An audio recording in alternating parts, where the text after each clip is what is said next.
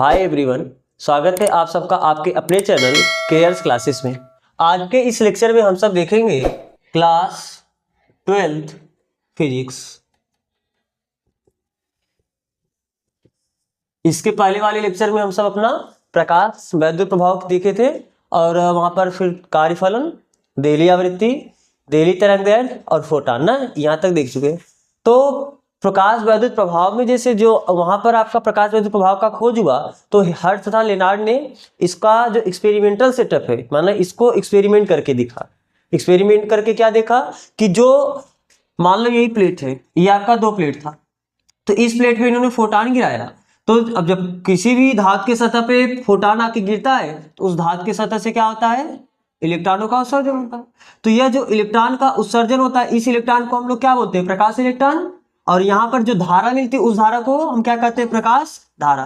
तो ये जो प्रकाश धारा है, यह निकलने वाली जो धारा यानी जो निकलने वाला इलेक्ट्रॉन है, इसका दर इस आपतित प्रकाश की तीव्रता पर किस प्रकार से निर्भर कर रहा है, इस आपतित प्रकाश के आवृत्ति पर किस प्रकार से निर्भर कर रहा है। और जरूरी नहीं कि ये धातु एक ही पदार्थ का, अलग अलग पदार्थ का भी तो धातु हो सकता है। तो अगर अलग अलग पदार्थ का धातु होगा तो उससे अलग अलग, किसी से कम इलेक्ट्रॉन निकलेगा, किसी से ज्यादा इलेक्ट्रॉन निकलेगा, किसी से इलेक्ट्रॉन निकालने के लिए ज्यादा ऊर्जा देना पड़ेगा, किसी से इलेक्ट्रॉन निकालने के लिए कम ही ऊर्जा देना पड़ेगा।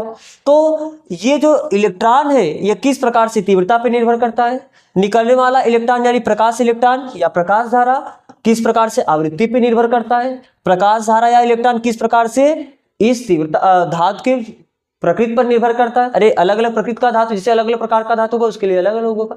तो इनकी जो निर्भरता है इसको समझाने के लिए हर्ट्ज तथा लेनार्ड ने मिलकर एक क्या किया, एक्सपेरिमेंट किया, एक प्रयोग किया। तो उस प्रयोग को हमको देखना है। तो आप हेडिंग डालो, प्रकाश वैद्युत प्रभाव का प्रायोगिक अध्ययन। प्रकाश वैद्युत प्रभाव का प्रायोगिक अध्ययन, प्रायोगिक अध्ययन, या इसी को बोलते हैं हर्ट्ज तथा लेनार्ड का प्रयोग। हर्ट्ज तथा लेनार्ड का प्रयोग, ठीक है। सबसे पहले थोड़ा इनके प्रयोग को हम लोग समझते हैं, फिर उसके बाद हम लोग क्रम वाइज देखेंगे। हर्ट्ज तथा लेनार्ड ने अपने प्रयोग को करने के लिए सबसे पहले क्वार्ट्ज की एक निर्वातित पंप लिया। निर्वातित पंप माने एक ऐसा पंप जिसमें वायु नहीं था, पूरा वैक्यूम क्रिएट किया ना। उसके लिए उन्होंने क्या किया, क्वार्ट्ज का एक पंप लिया, निर्वातित पंप या निर्वातित ट्यूब। इसके सामने इन्होंने एक खिड़की लगा दिया। खिड़की लगाने का तात्पर्य उनका क्या था कि जिससे प्रकाश होके अंदर आए ना। अब जैसे अगर इसको खिड़की को खोल देंगे थोड़ा ज्यादा प्रकाश आएगा, बंद कर देंगे कम प्रकाश वाले, वहां से प्रकाश को कंट्रोल कर सकते। ज्यादा प्रकाश आएगा इसका मतलब क्या है, प्रकाश की तीव्रता ज्यादा है। कम प्रकाश आ गया यानी प्रकाश की तीव्रता कम है। तो जब हम बात करेंगे प्रकाश की तीव्रता का, प्रकाश की तीव्रता का मतलब, क्योंकि आप पढ़े हो प्रकाश की तीव्रता इंटेंसिटी क्या होता है, energy falling per unit area per unit time. ये तो होता है ना इंटेंसिटी का फार्मूला। एकांक क्षेत्रफल में प्रति सेकंड कितना एनर्जी आके गिर रहा है वही क्या होता है, उस प्रकाश की तीव्रता। अरे आई यानी तीव्रता। तो अगर एकांक क्षेत्रफल पर थोड़ा सा ही प्रकाश आके गिरेगा यानी कम ही एनर्जी गिरेगा तो बोलेंगे उसकी तीव्रता कम है। और ज्यादा आके एनर्जी गिरा यानी और ज्यादा प्रकाश आके गिरा यानी बोलोगे उसकी तीव्रता बढ़ जाए ना। जैसे कोई आपका खिड़की है, सीधी सी खिड़की खोल दोगे, ज्यादा प्रकाश आके गिरने लगेगा यानी आने वाली प्रकाश की तीव्रता क्या हो गई, ज्यादा। क्या, तो प्रकाश ज्यादा होगा लेकिन हर प्रकाश का ऊर्जा क्या है, उतना ही है। जैसे पहले जो प्रकाश आ रहा था, पहले कम प्रकाश आ रहा था, अब ज्यादा प्रकाश आ रहा है, तो पहले हर प्रकाश की ऊर्जा क्या है, बराबर है, क्योंकि प्रकाश फोटॉन से मिलकर बना हुआ है। अब आपने खिड़की खोल दिया तो ज्यादा प्रकाश आ रहा है यानी फोटॉन ज्यादा आ रहा है, तो लेकिन फिर भी हर फोटॉन की ऊर्जा तो उतना ही होगा। कुल ऊर्जा मिला के ऊर्जा बढ़ जाएगा लेकिन हर फोटॉन का ऊर्जा देखा जाए तो उतना ही है, क्योंकि उसी प्रकार का तो प्रकाश आ रहा है। तो इंटेंसिटी का मतलब समझ में आ रहा है ना, तीव्रता का मतलब ज्यादा प्रकाश रहेगा तो आप बोलोगे उसकी तीव्रता ज्यादा है, और कम प्रकाश रहेगा आप बोलोगे उसकी तीव्रता कम है। ठीक, अब ध्यान से सुनना। इन्होंने क्या किया, इसमें दो प्लेट लिया, एक प्लेट को इन्होंने बोला कैथोड और दूसरे प्लेट को इन्होंने क्या बोला, लेकिन सही बात ये रहेगा कि हम दूसरे प्लेट को एनोड ना बोले तो ज्यादा बेहतर रहेगा, दूसरे को हम केवल प्लेट बोल दे। क्यों? क्योंकि देखो कैथोड का मतलब जिसपे ऋणावेश होता है और एनोड का मतलब जिसपे, लेकिन अभी हम लोग क्या करोगे, जब एक्सपेरिमेंट देखेंगे इसके सापेक्ष इसके विभव को ऋण भी करेंगे और इसके सापेक्ष इसके विभव को धन भी, तो इन सबको कैथोड एनोड बोलना, क्योंकि कैथोड का मतलब जो धन पे होगा, तो कभी ये कैथोड और ये एनोड फिक्स नहीं, कभी ये एनोड बन जाएगा फिर ये कैथोड बन जाएगा। बात समझ में आ रहा है ना? तो इसके लिए बोलने के लिए हम बोल देते हैं कैथोड और एनोड, लेकिन कैथोड और एनोड इसको आप कहना जरूरी नहीं है, क्योंकि कभी इसको प्लस पे रखेंगे इसको माइनस पे रखेंगे और कभी इसको प्लस पे रख के इसको माइनस पे रखेंगे। ठीक, तो इन्होंने क्या किया, एक क्वार्ट्ज की नलिका ली, निर्वातित नलिका ली, जिसमें 2 प्लेट लगा दिया और अब इस 2 प्लेट को किससे जोड़ेंगे, एक बैटरी से। लेकिन अब बैटरी से कैसे जोड़ते हैं वो मजे की बात है, आप देखना। एक high voltage battery, high voltage battery से इन्होंने क्या किया, इस सबको पूरे सेटअप को जोड़ा है। लेकिन ये हाई वोल्टेज बैटरी एक इस तरीके से प्रतिरोध से जोड़ा गया है। अभी समझते हैं, इसको कहते हैं विभवमापी। आपके सिलेबस में पहले विभवमापी था, अब तो विभवमापी कट चुका है। विभवमापी का कहने का मतलब, जैसे अगर मान लो कि इसका विभवांतर 10 वोल्ट का बैटरी है, हम एग्जांपल समझ रहे हैं, कितने वोल्ट के बैटरी से जोड़े हो, तो यहाँ का मान लो 0 है तो यहाँ का फिर +10 होगा, यही होगा ना। तो यहाँ का विभव 0 है तो यहाँ का विभव 0 हो जाएगा, यहाँ का विभव +10 है तो यहाँ का विभव +10 हो जाएगा। यानी यहाँ से यहाँ तक कितना विभवांतर, 0 से 10, यानी 10 यहाँ पर विभवांतर था, विभव धीरे धीरे खत्म होते होते होते होते होते कितना हुआ, 0। यानी यहाँ से यहाँ तक कुल कितना विभव खत्म हुआ, 10 वोल्ट का। तो यहाँ पर आप पहुंचे, एक पॉइंट यहाँ पर, एक पॉइंट यहाँ पर, तो इन दोनों पॉइंट के बीच विभवांतर ज्यादा होगा कि इन दोनों पॉइंट के बीच विभवांतर होगा ज्यादा? ये पहला पॉइंट है, ये दूसरा पॉइंट है, ये तीसरा पॉइंट है। पहले दूसरे पॉइंट के बीच ज्यादा विभवांतर होगा कि पहले और तीसरे पॉइंट के बीच ज्यादा विभवांतर होगा? पहले और तीसरे के बीच में, क्योंकि हो सकता है, ध्यान देखना, यहाँ पर विभवांतर 10 हो, फिर यहाँ पर विभवांतर 1 वोल्ट खत्म हो, यहाँ पर विभवांतर कितना हो, 9 वोल्ट। फिर हो सकता है, या चलो मान लेते हैं 2 ही वोल्ट इसके बीच खत्म होते, यहाँ पर विभवांतर कितना हो जाएगा, 8 वोल्ट। फिर 2 विभवांतर खत्म हो सकता है यहाँ पर कितना बचे, 6 वोल्ट। फिर 2 वोल्ट का विभवांतर खत्म हो, यहाँ पर कितना विभवांतर हो जाएगा, 4 वोल्ट। फिर 2 वोल्ट का विभवांतर खत्म होगा, यहाँ पर कितना हो जाएगा, 2 वोल्ट। फिर 2 वोल्ट का विभवांतर खत्म हो, यहाँ पर कितना हुआ, 0 वोल्ट। तो इस और इस पॉइंट के बीच में विभवांतर कितना, यहाँ पर विभव 8 वोल्ट है और यहाँ पर विभव 10 वोल्ट है, तो विभवांतर 2 ही वोल्ट का है। लेकिन यहाँ से और यहाँ के बीच विभवांतर देखो, यहाँ का विभव 10 है और यहाँ का विभव 4 है, तो इनके बीच विभवांतर कितना है, 6 वोल्ट का। बात समझ आ रहा है ना? तो इस तरीके से क्या है कि जितना पॉइंट, मतलब इस पॉइंट और इस पॉइंट के बीच विभवांतर क्या होगा, ज्यादा होगा। अब यानी अगर कोई एक तार है, जैसे इसी तार को आप लाके यहाँ पर टच करोगे, तो और मान लो ये तार का एक सिरा यहाँ पर टच है और इस तार का दूसरा सिरा यहाँ पर टच है, तो अब इनके बीच विभवांतर कुछ होगा। अगर हमको विभवांतर बढ़ाना है तो हम इस तार को ले जाके यहाँ पर टच करा देंगे, फिर विभवांतर बढ़ जाएगा। इस तार को ले जाके यहाँ पर टच करा देंगे तो विभवांतर, तो बार बार ये बैटरी बदलना नहीं पड़ेगा। बात समझ आ रहा है ना? यहाँ पर क्या होगा कि यहाँ पर आपका एक प्लास्टिक का इस तरीके से, आप वहां पर पड़े हो ना, लगा होगा कुछ, जिसको पकड़ के हम यहाँ से कहीं भी इसको टच करा देंगे। अरे आप ये पकड़ने के लिए सोचा, ये तार नहीं का आप छूओगे आपको करने मार देगा, वो व्यवस्था रहेगा ऐसा।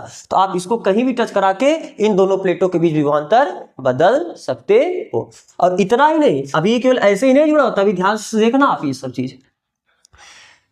अब जरूरी है कि यहाँ का विभवांतर 0, यहाँ का विभवांतर +10 ही हो सकता है कि देखो, आपको पता है विभवांतर क्या होता है, दोनों प्लेटों के बीच विभव का अंतर बताता है।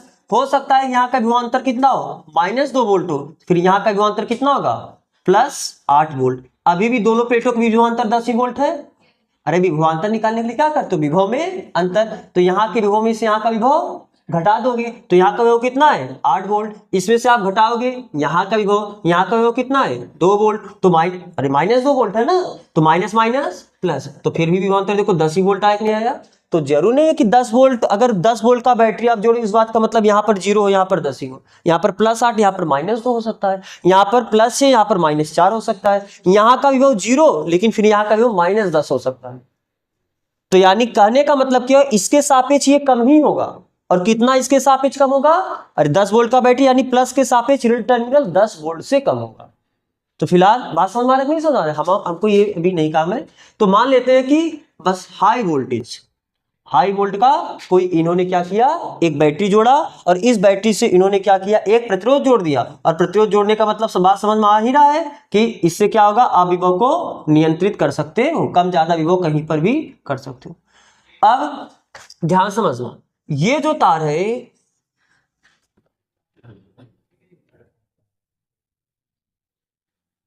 और ये जो तार है, इस तार के 2 पॉइंट से जोड़ा गया। 2 पॉइंट से जोड़ने का मतलब इसको कहते हैं, देखो ये इससे जुड़ जाएगा और फिर हो सकता है कि यह इससे जुड़ जाए। अब देखो इसको कहते हैं द्विक परिवर्तक। परिवर्तक इसके बीच हम ऐसा क्रॉस साइन बना लें, इस बात का मतलब क्या है कि यह तार इसको टच नहीं किया, इसके ऊपर से गया है। बात समझ आ रहा है ना।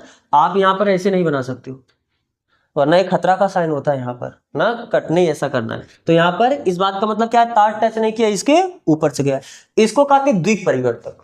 द्विक परिवर्तक क्यों बोलते हैं, जरूरत पड़ने पे, जैसे अभी ये यहां से टच है और ये यहां से टच है, तो ध्यान से देखना, ये वाला जो सिरा है, ये वाला सिरा इधर से टच हुआ और ये वाला जो सिरा है इधर से टच है। बात समझ आ रहा है, यानी प्लस, ये वाला सिरा प्लस है और ये वाला सिरा जीरो, यानी आप इसके सापेक्ष कम है, यानी में बोल सकते हो। अरे ये प्लस टर्मिनल है और ये आपका माइनस टर्मिनल एक नहीं है, तो अभी क्या है, ये वाला सिरा प्लस से जुड़ा है, यानी ये प्लस विभव पर है, और ये वाला सिरा माइनस पर, इसके सापेक्ष तो ये माइनस विभव पर है, यानी ये टर्मिनल क्या हुआ, माइनस हुआ। फिर अगर हमको जरूरत पड़ेगा इसके सापेक्ष इसको ऋण विभव पे करने का, तो हम क्या करेंगे, ये जो आपका द्विक परिवर्तक है इसमें ऐसा सिस्टम रहेगा कि आप इस पॉइंट को इससे और इस पॉइंट को फिर इससे जोड़ सकते हैं। तो जैसे आपने इस पॉइंट को इससे जोड़ दिया, तो ध्यान से देखो ये वाला किससे आ गया, प्लस पे, जो माइनस था उस पे प्लस बना दिए प्लेट को, और ये वाला फिर आपका किससे हो गया, माइनस से, जो प्लस था पहले अब किससे हो गया। यानी द्विक परिवर्तक क्या करता है, कैथोड के सामने जो एनोड आप लगा है, यानी कैथोड के सामने वाला जो प्लेट है या कैथोड और एनोड का विभव को धनात्मक से ऋणात्मक, ऋणात्मक में धनात्मक में बदल सकता है। तो ये द्विक परिवर्तक का काम समझ में आया ना। द्विक परिवर्तक क्या करेगा, इस प्लेटों की ध्रुवता को बदलेगा। ध्रुवता बदलने का मतलब प्लस को माइनस से करना, माइनस को प्लस से करना, और इसको कहते हैं विभव विभाजक। इसे क्या कहते हैं, विभव विभाजक का मतलब जो विभव को बांटे, विभाजन का मतलब का बांटना, बांटना यानी कम ज्यादा करना। तो आप देख रहे हो ना, आप इसको यहाँ पर टच करोगे तो यहाँ तक का विभवांतर कम होगा, इसको और दूर टच करोगे तो विभवांतर बढ़ता जाएगा, और दूर टच करोगे विभवांतर, जितना ज्यादा गैप उतना ज्यादा विभवांतर। तो विभव को बांट रहा है, विभव को अपने हिसाब से बदल रहा है, इसलिए इसको बोलते हैं विभव विभाजक और इसको बोलते हैं द्विक परिवर्तक। तो अभी हम इसके ऐसे ही बना देते हैं, सॉरी,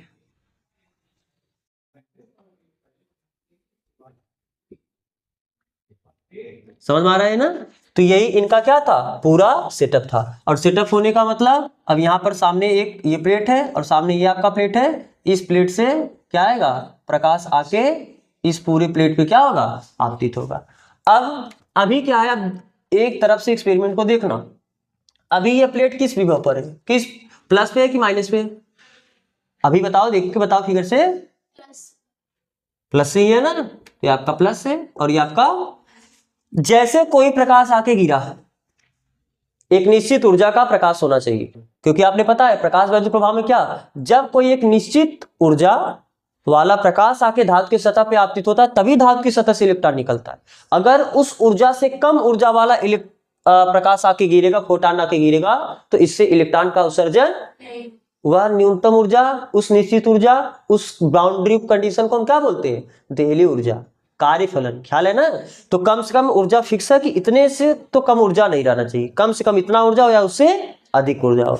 तो मान लो प्रकाश आके गिरा, और जैसे प्रकाश आके गिरेगा फिर यहां से इलेक्ट्रॉन का उत्सर्जन स्टार्ट हो जाएगा, और ये प्लस प्लेट है, अरे प्लेट इसके सामने धन पे है, यानी इसका विभव इसके सामने धन मतलब ज्यादा होगा। तो जो प्लस प्लेट होगा, धनात्मक प्लेट होगा, वह क्या करेगा, ऋण आवेश को अपनी तरफ खींचेगा, आकर्षित करेगा, और ये सभी इलेक्ट्रॉन चल के फिर इस प्लेट पे गति करना स्टार्ट कर देंगे। अरे गति करके यहाँ तक पहुंच जाएंगे, और जैसे यहाँ तक पहुंचे, इन दोनों सिरों के बीच कुछ विभवांतर है, तो ये आपका इलेक्ट्रॉन गति करना स्टार्ट कर देगा, और आपको पूरे परिपथ में क्या मिलेगा, वैद्युत धारा मिलना स्टार्ट हो जाएगा।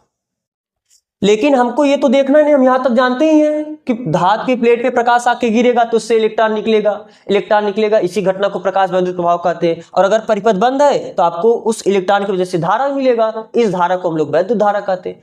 हमको अब क्या देखना कि ये जो इलेक्ट्रॉन निकल रहा है, यह इलेक्ट्रॉन प्रकाश जो आके गिर रहा है उस प्रकाश की तीव्रता पे कैसे निर्भर करेगा, या जो निकलने वाला इलेक्ट्रॉन है उस प्रकाश के आवृत्ति पर कैसे निर्भर करेगा, और धातु की प्लेट पर कैसे निर्भर करेगा। और देखो कभी कभी क्या होता है कि इन्होंने वास्तव में एक प्लेट नहीं लगाया है, यहां पर क्या किया है ना, एक इस प्रकार से, क्योंकि आपको क्या करना पड़ेगा, पहला प्लेट मान लो जैसे लिथियम का प्लेट है तो पहले लिथियम का प्लेट लगाएं, फिर आपको सोडियम प्लेट लगाना है, फिर पूरा सेटअप हटाओ, निकालो, नया सेटअप लगाओ वहां पर जिसमें लिथियम लगाओ, फिर तीसरा सेटअप मान लो उसमें आपको सीजियम का प्लेट लगाना है, तो फिर सब कुछ हटाओ, फिर सीजियम का प्लेट लगाओ। इसलिए इन्होंने क्या किया, जैसे इस तरीके से एक चक्का लिया और इस पे इन्होंने 3-4 प्रकार का धातु का प्लेट लगा दिया।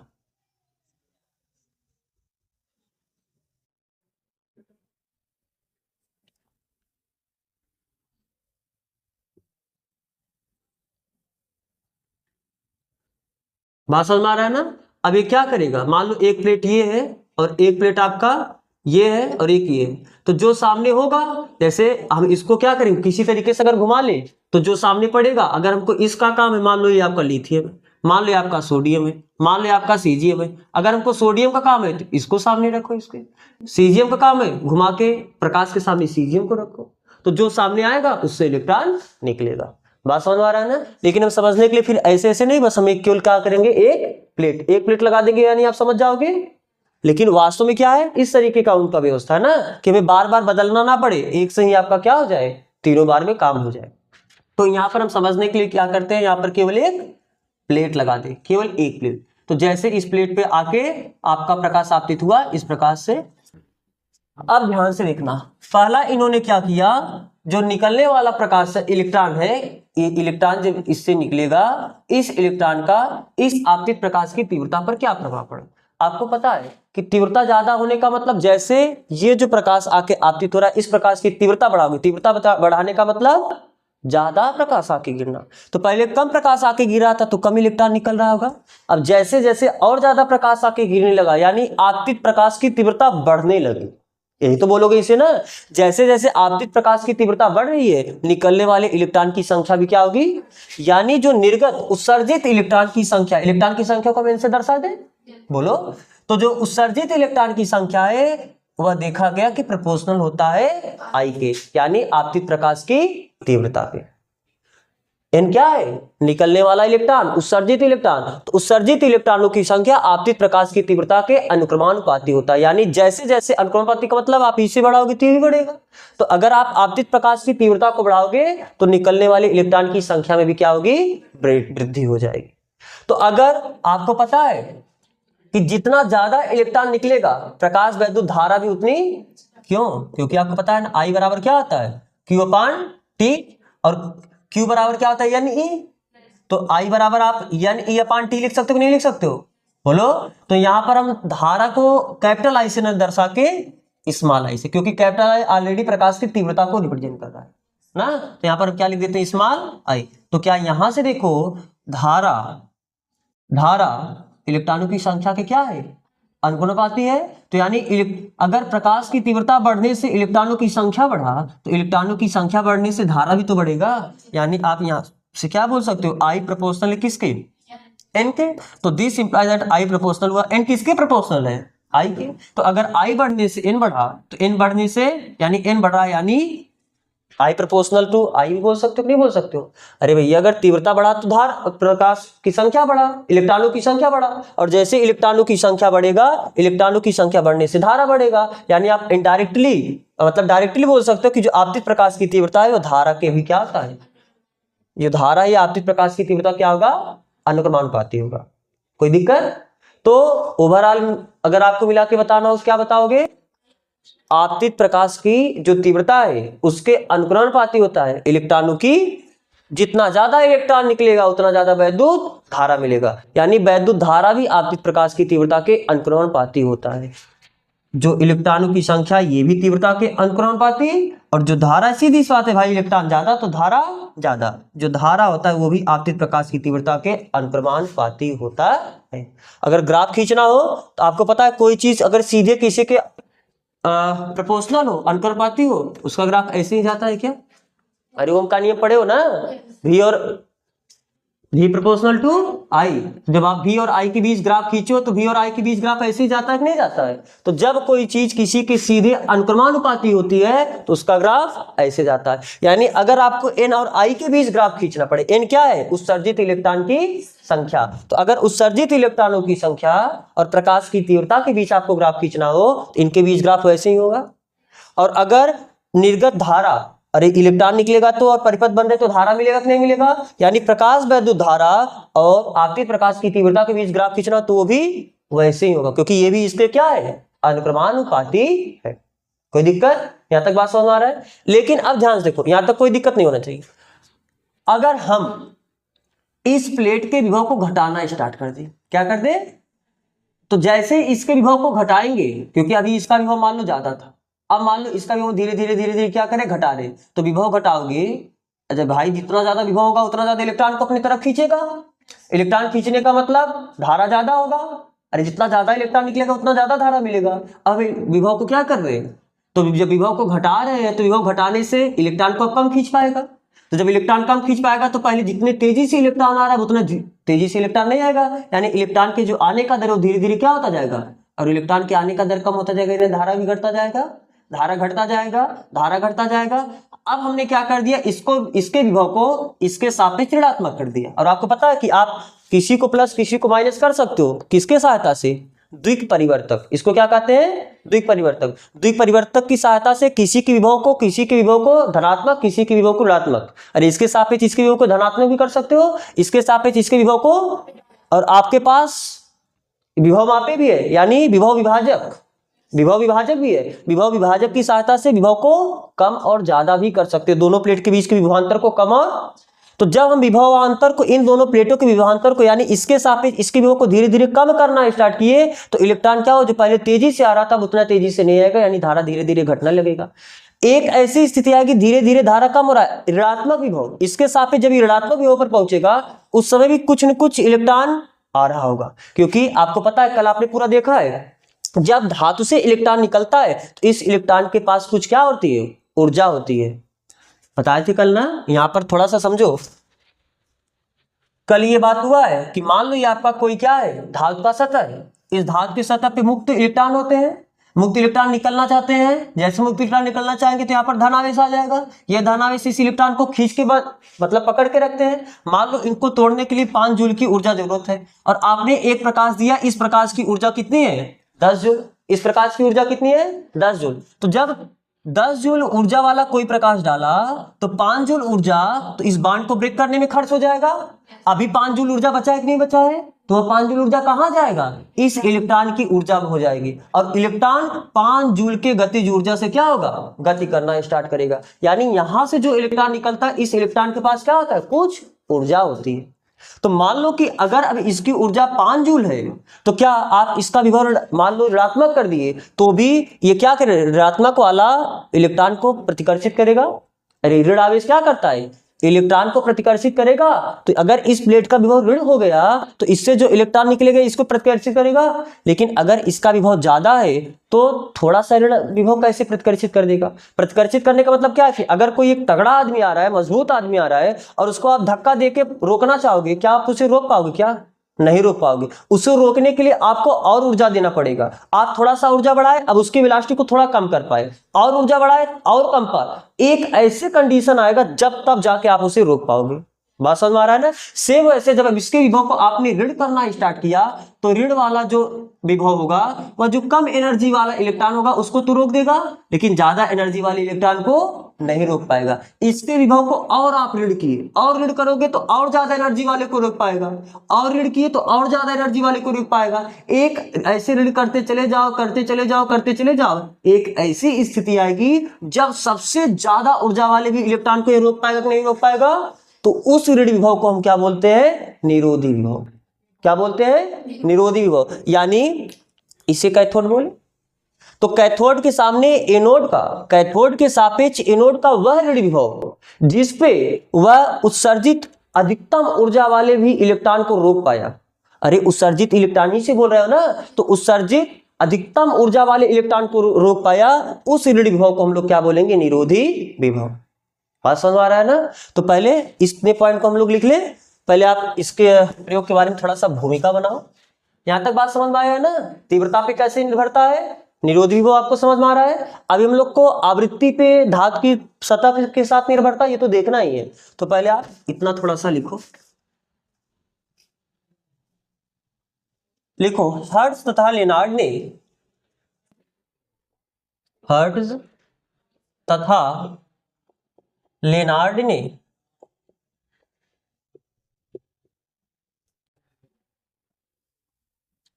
निर्गत, या ऐसे लिखो प्रकाश वैद्युत, प्रकाश वैद्युत प्रभाव की घटना में, प्रकाश वैद्युत प्रभाव की घटना में निर्गत इलेक्ट्रॉन या निर्गत प्रकाश धारा, कोष्ठक में आप लिख लेना प्रकाश इलेक्ट्रॉन, क्योंकि जब प्रकाश इलेक्ट्रॉन निकलेगा उसी की वजह से प्रकाश धारा मिलेगी। तो निर्गत प्रकाश धारा या प्रकाश इलेक्ट्रॉन की आपतित प्रकाश की तीव्रता, आपतित प्रकाश की तीव्रता, आवृत्ति तथा प्रयुक्त धातु की प्रकृति के साथ, प्रकृति के साथ निर्भरता को समझाने के लिए, निर्भरता को समझाने के लिए एक प्रयोग किया, एक प्रयोग किया। ये बात समझ में आ रहा है कि नहीं समझ में आ रहा है?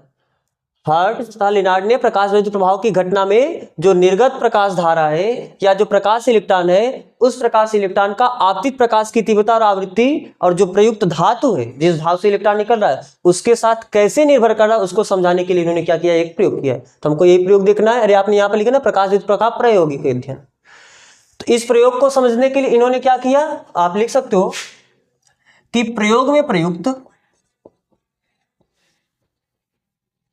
प्रयोग में प्रयुक्त प्रायोगिक, प्रायोगिक व्यवस्था को निम्न चित्रानुसार,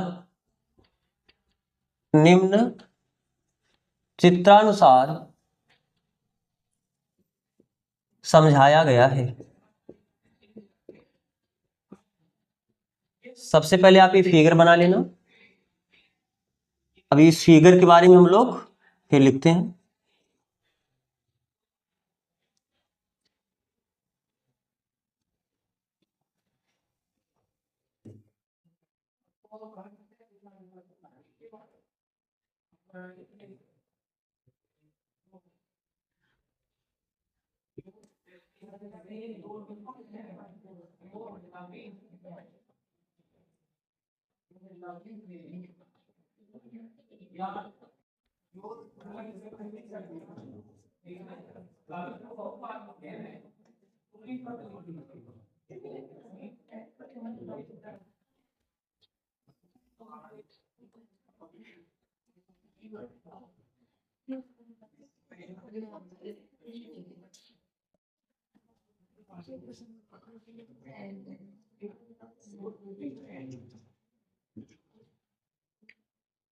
फिगर बनाने के लिए थोड़ा जगह कम पड़ रहा है, आप यहाँ पर एडजस्ट करके सही से बनाना, जगह स्पेस लेके।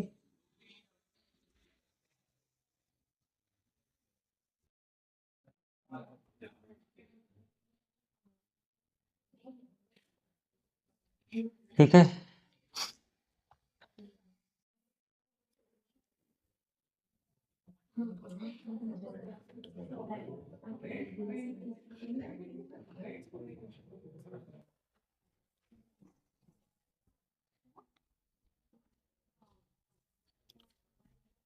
इसके नीचे आपके पास स्पेस हो तो आप एच भी लिख लेना या हाई वोल्टेज।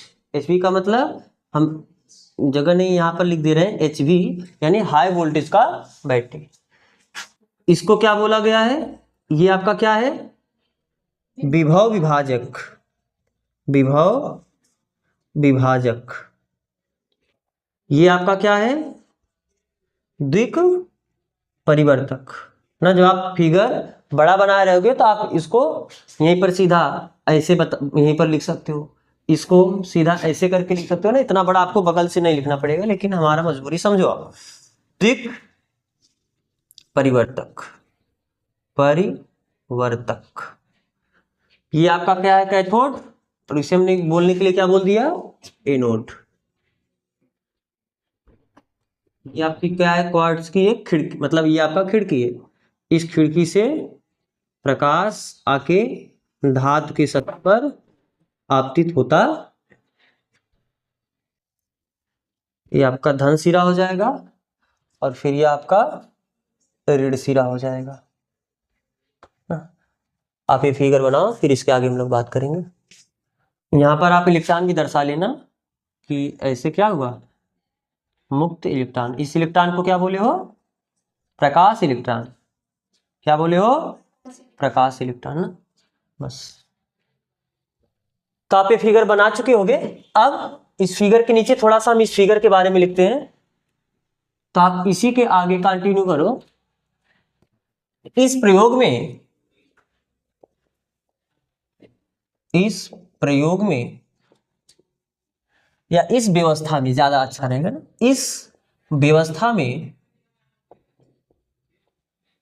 क्वार्ट्ज की एक निर्वातित पंप, निर्वातित नलिका, निर्वातित नलिका है, जिसमें चित्रानुसार, जिसमें चित्रानुसार दो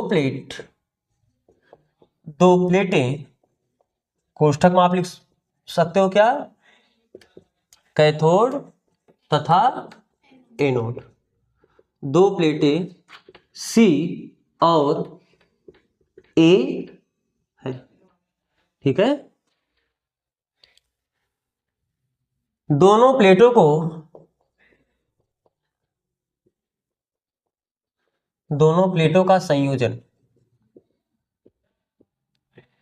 एक द्विक परिवर्तक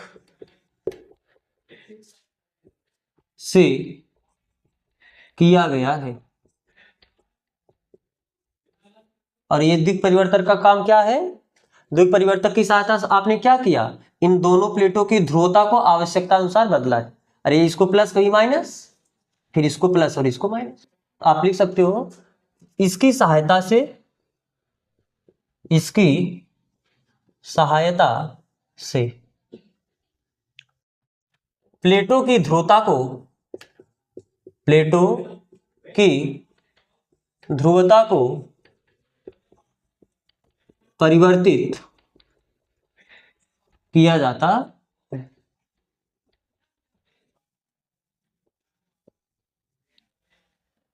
इन प्लेटों का संयोजन, इन प्लेटों को, ऐसे लिखो, इन प्लेटों को एक उच्च विभव वाली, उच्च विभव वाली विभव विभाजक, एक उच्च विभव वाली तथा विभव विभाजक, विभव विभाजक से इन प्लेटों को एक उच्च विभव वाली तथा विभव विभाजक से संयोजित किया गया है।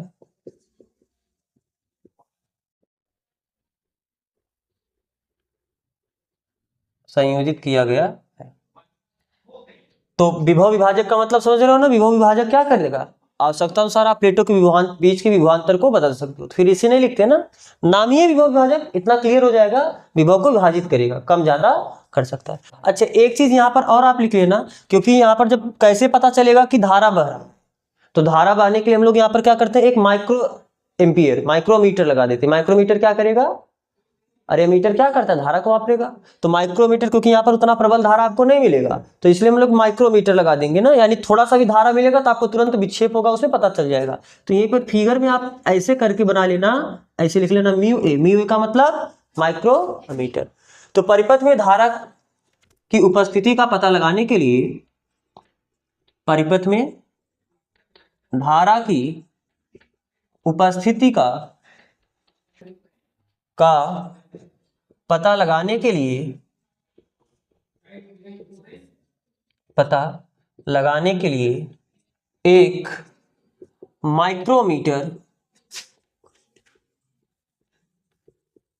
जोड़ा जाता, ठीक है। तो ये तो इस परिपथ के बारे में पूरा हुआ। अब हम लोग डायरेक्ट देखते हैं फिर ये जो निर्गत इलेक्ट्रॉन है इसकी आपतित प्रकाश की तीव्रता पर निर्भरता। तो अब इसमें आप हेडिंग डालो, पहला हेडिंग डालो, या हेडिंग कर सकते हो इसमें पहले प्रेक्षण। प्रेक्षण का मतलब, प्रेक्षण का मतलब समझ रहे हो ना, जो जो देखा गया, क्या क्या प्रेक्षित किया गया ना। तो हेडिंग डालो प्रेक्षण, और प्रेक्षण में सबसे पहला हेडिंग आप डालो आपतित या निर्गत धारा की, निर्गत धारा की आपतित प्रकाश के तीव्रता पर निर्भरता, आपतित प्रकाश के तीव्रता पर निर्भरता, तीव्रता पर निर्भरता। वास्तव में यह जो प्रयोग है, यह प्रयोग हर्ट्ज ने एक्सपेरिमेंट किया है। मतलब वहां पर क्या था, कोई प्रयोग कर रहे होंगे, उस समय धारा इलेक्ट्रॉन नहीं निकल रहा होगा, वो पूरा अपना सेटअप लेके उजाले में चले गए, देखे अचानक से उसमें से धारा निकलने लगा। धारा कब निकला होगा, जब इलेक्ट्रॉन निकला होगा, जब प्रकाश से इलेक्ट्रॉन निकला होगा। तो वास्तव में इसका जो खोज है वो किसने किया है, हर्ट्ज ने किया है। किसने किया है, हर्ट्ज ने। लेकिन ये जो प्रकाश आके गिर रहा है, इस प्रकाश की तीव्रता के साथ निकलने वाला इलेक्ट्रॉन किस प्रकार निर्भर कर रहा है, जो प्रकाश आके गिर रहा है उस प्रकाश के आवृत्ति के साथ निर्गत धारा या निर्गत इलेक्ट्रॉन किस प्रकार से निर्भर कर रहा है, धातु की प्लेट के साथ निर्गत इलेक्ट्रॉन किस प्रकार निर्भर कर रहा है। तो जो आपने ये निर्भरता, हमको तीन निर्भरता देखना है ना, आपतित प्रकाश की तीव्रता के साथ निर्भरता, आपतित प्रकाश के आवृत्ति के साथ निर्भरता, और प्रयोग किए गए धातु के नेचर के साथ, यानी उसकी प्रकृति के साथ निकलने वाले इलेक्ट्रॉन की निर्भरता। तो इस निर्भरता को हर्ट्ज ने नहीं समझा पाया। इस निर्भरता को समझाने के लिए लेनार्ड तथा मिल्टन आए हैं। बात समझ में आ रहा है ना। तो वास्तव में जो प्रयोग किया है उसको किसने किया है, हर्ट्ज ने। किसका प्रयोग, प्रकाश वैद्युत प्रभाव का। प्रकाश वैद्युत प्रभाव समझ रहे हो ना, अरे यही जो पढ़ रहे हो पूरा। तो प्रकाश वैद्युत प्रभाव का प्रयोग हर्ट्ज ने किया है, लेकिन निकलने वाला इलेक्ट्रॉन आपतित प्रकाश की तीव्रता के साथ, आवृत्ति के साथ, प्रयोग किए गए धातु की प्रकृति के साथ कैसे निर्भर करता है, इसको मिल्टन तथा लेनार्ड ने समझाया है। तो आप कहीं कहीं बुक में देखोगे लेनार्ड तथा मिल्टन का प्रयोग, तो वहां पर कंफ्यूज मत होना। बात समझ में आ रहा है ना, तो ठीक है। तो निर्गत धारा की आपतित प्रकाश की तीव्रता के साथ निर्भरता अभी आपने समझा कैसे होता है, कि जैसे जो आपका इधर हम बस रफली फिगर बनाएंगे, आप पूरा अच्छे से डायग्राम बना चुके हो। तो जब यहां से इस खिड़की से प्रकाश आके गिर रहा है, तो यहां से जो इलेक्ट्रॉन निकला, यहां से क्या निकला, इलेक्ट्रॉन निकला। जब हम तीव्रता को बढ़ा दिए तो इलेक्ट्रॉनों की संख्या क्या हुई, बढ़ गई। सीधी सी बात है, जब कम प्रकाश आ रहा होगा तो कम इलेक्ट्रॉन निकलेगा, जब और प्रकाश आ रहा है तो वो जो प्रकाश एक्स्ट्रा बढ़ा वो भी तो इलेक्ट्रॉन को निकलवाएगा। तो जैसे प्रकाश की तीव्रता को बढ़ाया, तीव्रता का मतलब प्रकाश का मात्रा, ज्यादा प्रकाश आएगा तो बोलोगे उस प्रकाश की तीव्रता ज्यादा है। तो जब प्रकाश की तीव्रता बढ़ी तो इलेक्ट्रॉनों की संख्या बढ़ गई। तो आप लिखो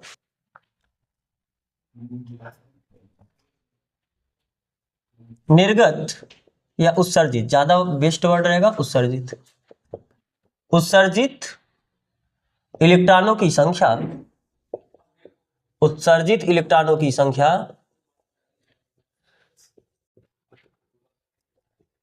आपतित प्रकाश के आपतित प्रकाश की तीव्रता के अनुक्रमानुपाती होता है,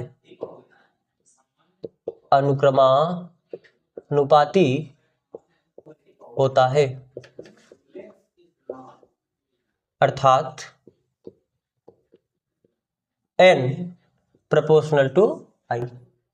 सही बात। n क्या है? इलेक्ट्रॉन केवल प्रकाश इलेक्ट्रॉन, उत्सर्जित प्रकाश इलेक्ट्रॉनों की संख्या है। ये इलेक्ट्रॉनों की संख्या है ना, किसकी संख्या है? जो इलेक्ट्रॉन निकल रहा है उत्सर्जित प्रकाश इलेक्ट्रॉन, जो इलेक्ट्रॉन निकलता है इसको प्रकाश इलेक्ट्रॉन बोलते हो। तो जो उत्सर्जित प्रकाश इलेक्ट्रॉनों की संख्या है वह आपतित प्रकाश की तीव्रता के क्या है? अनुक्रमानुपाती है। अब आपको पता है कि चूंकि I बराबर क्या, Q अपान T। I क्या है? धारा। अगर परिपथ बन गए तो आपको इलेक्ट्रॉन बनने से धारा ही मिलेगा ना, तो धारा क्या होता है? I बराबर Q अपान T। और आपको पता है कि दिस इंप्लाइज दैट I बराबर क्या होता है? Q की जगह आप क्या लिख सकते हो? N अपान T। N क्या है? इलेक्ट्रॉनों की। तो जैसे इलेक्ट्रॉनों की संख्या बढ़ेगा वैसे वैद्युत धारा भी तो बढ़ेगा। तो आपतित प्रकाश की तीव्रता जितना ज्यादा होगी इलेक्ट्रॉनों की संख्या उतना ज्यादा होगी, और इलेक्ट्रॉनों की संख्या जितनी ज्यादा होगी धारा भी उतनी। तो आप यहां से लिख सकते हो दिस इंप्लाइज दैट जो निर्गत धारा है वह भी किस पे डिपेंड करता है? आपतित प्रकाश की तीव्रता पर। और कैसा रिलेशन होता है? अनुक्रमानुपाती का। तो आप ये रिलेशन अब डायरेक्ट याद रखो, क्या?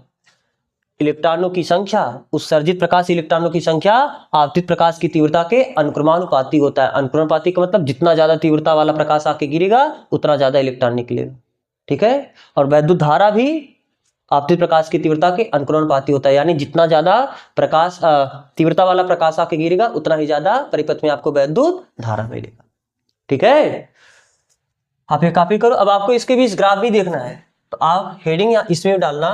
पहले सबसे पहले n वर्सेस I ग्राफ। इसमें फर्स्ट ग्राफ हम क्या देखेंगे? n versus I graph. n versus I graph का मतलब समझ रहे हो ना? इलेक्ट्रॉनों की, उत्सर्जित इलेक्ट्रॉनों की संख्या तथा आपतित प्रकाश की तीव्रता के बीच ग्राफ। n क्या है? स्मॉल n इलेक्ट्रॉनों की संख्या या उत्सर्जित प्रकाश इलेक्ट्रॉनों की संख्या। ये कैपिटल I क्या है? वैद्युत धारा। नहीं, यहां पर वैद्युत धारा स्मॉल I है, आपतित प्रकाश की तीव्रता ये। कंफ्यूज नहीं होगे ना? स्मॉल I क्या है? धारा। कैपिटल I क्या है? आपतित प्रकाश की तीव्रता, ठीक है। यहाँ पर याद रखना कैपिटल I क्या है? तीव्रता है, और स्मॉल I क्या है? धारा है। वरना आप कहीं निर्गत प्रकाश की आपतित प्रकाश की तीव्रता यहीं पर कोष्ठक में आप I लिख लेना, जिससे आपको समझ में आता रहे कि प्रकाश की तीव्रता को कैपिटल I से दर्शाया गया है। तो ठीक, n वर्सेस I ग्राफ क्या हो जाएगा? आपको पता है जब आपको कभी ऐसा मिलता है, आपने ओम का नियम देखा है कि नहीं देखा? ओम का नियम क्या होता है? V proportional to I। तो यहां से V बराबर क्या? I इंटू एक कांस्टेंट आता है R। तो इनके बीच जब आपने ग्राफ खींचा तो एक एक्सिस पे V को रिप्रेजेंट कर, दूसरे एक्सिस पे, तो इनके बीच ये इनका ग्राफ ऐसे बिल्कुल बीच से पास किया था कि नहीं पास किया था? तो जब भी कोई एक राशि दूसरी राशि के अनुक्रमानुपाती होती है तो उनके बीच ग्राफ एक आपको क्या मिलता है? स्ट्रेट लाइन मिलता है, सीधा रेखा मिलता है। और कहां से? ओरिजिन से पास करता हुआ। बात समझ में आ रहा है? क्यों? देखो, जब प्रोपोर्शनल का साइन आओगे तो एक कांस्टेंट आएगा, इसको आप y एक्सिस पे रिप्रेजेंट कर रहे हो, इसको आप x एक्सिस पे रिप्रेजेंट कर रहे हो, और जो बीच में आता है इसी को हम बोल देते हैं प्रवणता m। तो y इक्वल टू mx का ग्राफ ऐसे ही तो होता है, बीच से पास करता हुआ। समझ में आ रहा है नहीं चीज? तो आप याद रखना डायरेक्ट, जब कभी भी कोई राशि दूसरी राशि के अनुक्रमानुपाती हो तो उन दोनों के बीच अगर ग्राफ खींचना हो तो ग्राफ ऐसे ओरिजिन से पास करता हुआ आपको मिलेगा। तो यहाँ पर ध्यान से देखो, अगर आपको n और I के बीच ग्राफ खींचना है तो n प्रोपोर्शनल टू क्या है? तो n I के अगर अनुक्रमानुपाती है तो इनके बीच अगर आपको ग्राफ खींचना होगा, इनके बीच ग्राफ बिल्कुल ऐसा स्ट्रेट लाइन जाएगा नहीं जाएगा? ये वेक्टर का साइन मत लगाना ऐसे, आप बस एक स्ट्रेट लाइन लिखना। तो एक एक्सिस पे, इस एक्सिस पे आपका क्या हुआ? वैद्युत धारा या प्रकाश की तीव्रता। चलो, इस एक्सिस पे हम इलेक्ट्रॉन की संख्या को रिप्रेजेंट कर दे रहे हैं, और इस एक्सिस पे हम तीव्रता को। धारा नहीं है, ये क्या है? तीव्रता। n और I के बीच ग्राफ स्ट्रेट लाइन मिलेगा। अच्छा, क्या I और I के बीच भी ग्राफ बना सकते हो क्या? I यानी निर्गत धारा, I कैपिटल I यानी तीव्रता। तो अगर आपको धारा और तीव्रता के बीच ग्राफ खींचना हो तो क्या ये भी प्रोपोर्शनल है? तो ये भी एकदम बिल्कुल स्ट्रेट लाइन मिलेगा। यानी जो आपका सेकेंड ग्राफ होगा, सेकेंड ग्राफ आपका क्या होगा? I versus capital I graph. तो ये ग्राफ कैसे हो जाएगा, ये भी आपको कैसा मिलेगा, स्ट्रेट लाइन। एक एक्सिस हमने आई को रिप्रेजेंट किया, दूसरे एक्सिस पे हमने कैपिटल आई को रिप्रेजेंट किया, तो इनको ये भी आपको क्या मिलेगा, एक स्ट्रेट लाइन। कॉपी करो आप। आपको तीसरा कॉन्सेप्ट इसमें क्या देखना है, निरोधी विभव का। फिर दो ग्राफ हुआ ना, आपको तीसरा ग्राफ निरोधी विभव का देखना है। निरोधी विभव भी बताए थे क्या होता था, क्या होता है निरोधी विभव, बताओ निरोधी विभव क्या बताया आपको, आपको पता है। हाँ, ये आपका क्या है, कैथोड, और इसको आप क्या बोल रहे हो, वास्तव में बस इसको प्लेट प्लेट बोलना चाहिए फिलहाल। तो मान लो कि अगर कैथोड के सामने ये एनोड, इसका विभव आपने क्या रखा है, धनात्मक रखा है, इसका विभव आपने क्या रखा है, तभी तो ये इलेक्ट्रॉन सभी इधर खींचा चला गया। अगर हम इस विभव को क्या रख दें, ऋणात्मक कर दें, कैथोड के सापेक्ष एनोड का विभव क्या कर दे, और विभव को ऋणात्मक आप कैसे करोगे, अरे यहाँ पर आपने द्विपरिवर्तक लगाया कि नहीं लगाया है, द्विपरिवर्तक लगाया है। जो अभी आपका ऐसा था, सॉरी, जो अभी आपका ऐसा था, बस इसको क्या करो, इसको इससे जो टच था इसको इससे टच कर दो, और इसको इससे टच कर दो, फिर ये ऋणात्मक हो जाएगा। और आप विभव, यहाँ पर विभव मापी लगाए हो, यानी विभव विभाजक, तो उसकी सहायता से ऋणात्मक विभव को और ज्यादा और कम कर सकते हो कि नहीं कर सकते हो, ठीक। तो जैसे आपने इसके सामने इस प्लेट को ऋणात्मक किया, तो अगर इस प्लेट का विभव ऋणात्मक हुआ तो ये क्या करेगा, इलेक्ट्रॉन को प्रतिकर्षित करना स्टार्ट कर देगा। अरे ऋण विभव ऋण आवेश को क्या करेगा, प्रतिकर्षित ही करेगा, लेकिन क्या सभी को प्रतिकर्षित कर देगा, क्या पहले सबसे कमजोर एनर्जी वाले को प्रतिकर्षित करेगा, क्योंकि जो प्रकाश गिरा रहे हो इस प्रकाश की भी तो कुछ ऊर्जा है, धातु का जितना कार्यफलन होगा उतना ऊर्जा खत्म हो जाएगा। इस प्रकाश में जैसे भी बताया ना कि अगर 10 जूल का ऊर्जा है और इसके बांड को ब्रेक करने के लिए 5 ही जूल चाहिए, तो 5 जूल ऊर्जा, जो इसका 10 जूल ऊर्जा आ रहा है, 5 जूल तो बांड ब्रेक करने में खत्म हो जाएगा, लेकिन जो 5 जूल बचा है वो जो इलेक्ट्रॉन निकल रहा है उसी का ऊर्जा 5 जूल हो जाएगा। तो मान लो इसको प्रतिकर्षित करने का क्षमता 2 जूल है, तो 2 जूल वाले को प्रतिकर्षित करेगा, लेकिन अभी इसमें मैक्सिमम 5 जूल वाला एनर्जी है, तो 5 जूल वाले को तो भी नहीं प्रतिकर्षित कर पाएगा। तो और इसके विभव को ऋणात्मक करो तो ये और एनर्जी वाले को प्रतिकर्षित कर पाएगा, और इसके विभव को ऋणात्मक करो और एनर्जी वाले को प्रतिकर्षित कर पाएगा। ऐसे इसके विभव को और ऋणात्मक और ऋणात्मक और ऋणात्मक करते चले जाओगे, एक ऐसी स्थिति आएगी जब सबसे अधिक ऊर्जा वाले को भी ये प्रतिकर्षित कर देगा कि नहीं कर देगा, उसी विभव को हम लोग क्या कहते हैं, निरोधी विभव। अब जैसे मान लो कि इसका विभव हमने -5, चलो यहाँ पर देखो, अगर इसके विभव को हमने -2 वोल्ट किया, अभी इलेक्ट्रॉन जो पहले बहुत ज्यादा आ रहा था अब -2 वोल्ट किए, क्योंकि इसका विभव ऋणात्मक कर दिए, तो इलेक्ट्रॉन प्रतिकर्षित होना स्टार्ट हो गया। लेकिन सभी इलेक्ट्रॉन प्रतिकर्षित नहीं हो पाएंगे, जो कम एनर्जी वाला रहेगा वही प्रतिकर्षित हुआ होगा, लेकिन कुछ तो इलेक्ट्रॉन कम हो गए, और कुछ तो शुरू पहले की अपेक्षा में कुछ तो इलेक्ट्रॉन प्रतिकर्षित हुए होंगे, और जब कुछ इलेक्ट्रॉन प्रतिकर्षित हुए होंगे तो पूरा इलेक्ट्रॉन नहीं पहुंच पाए होंगे, तो यानी वैद्युत धारा का मान क्या हो गया होगा, कम हो गया होगा।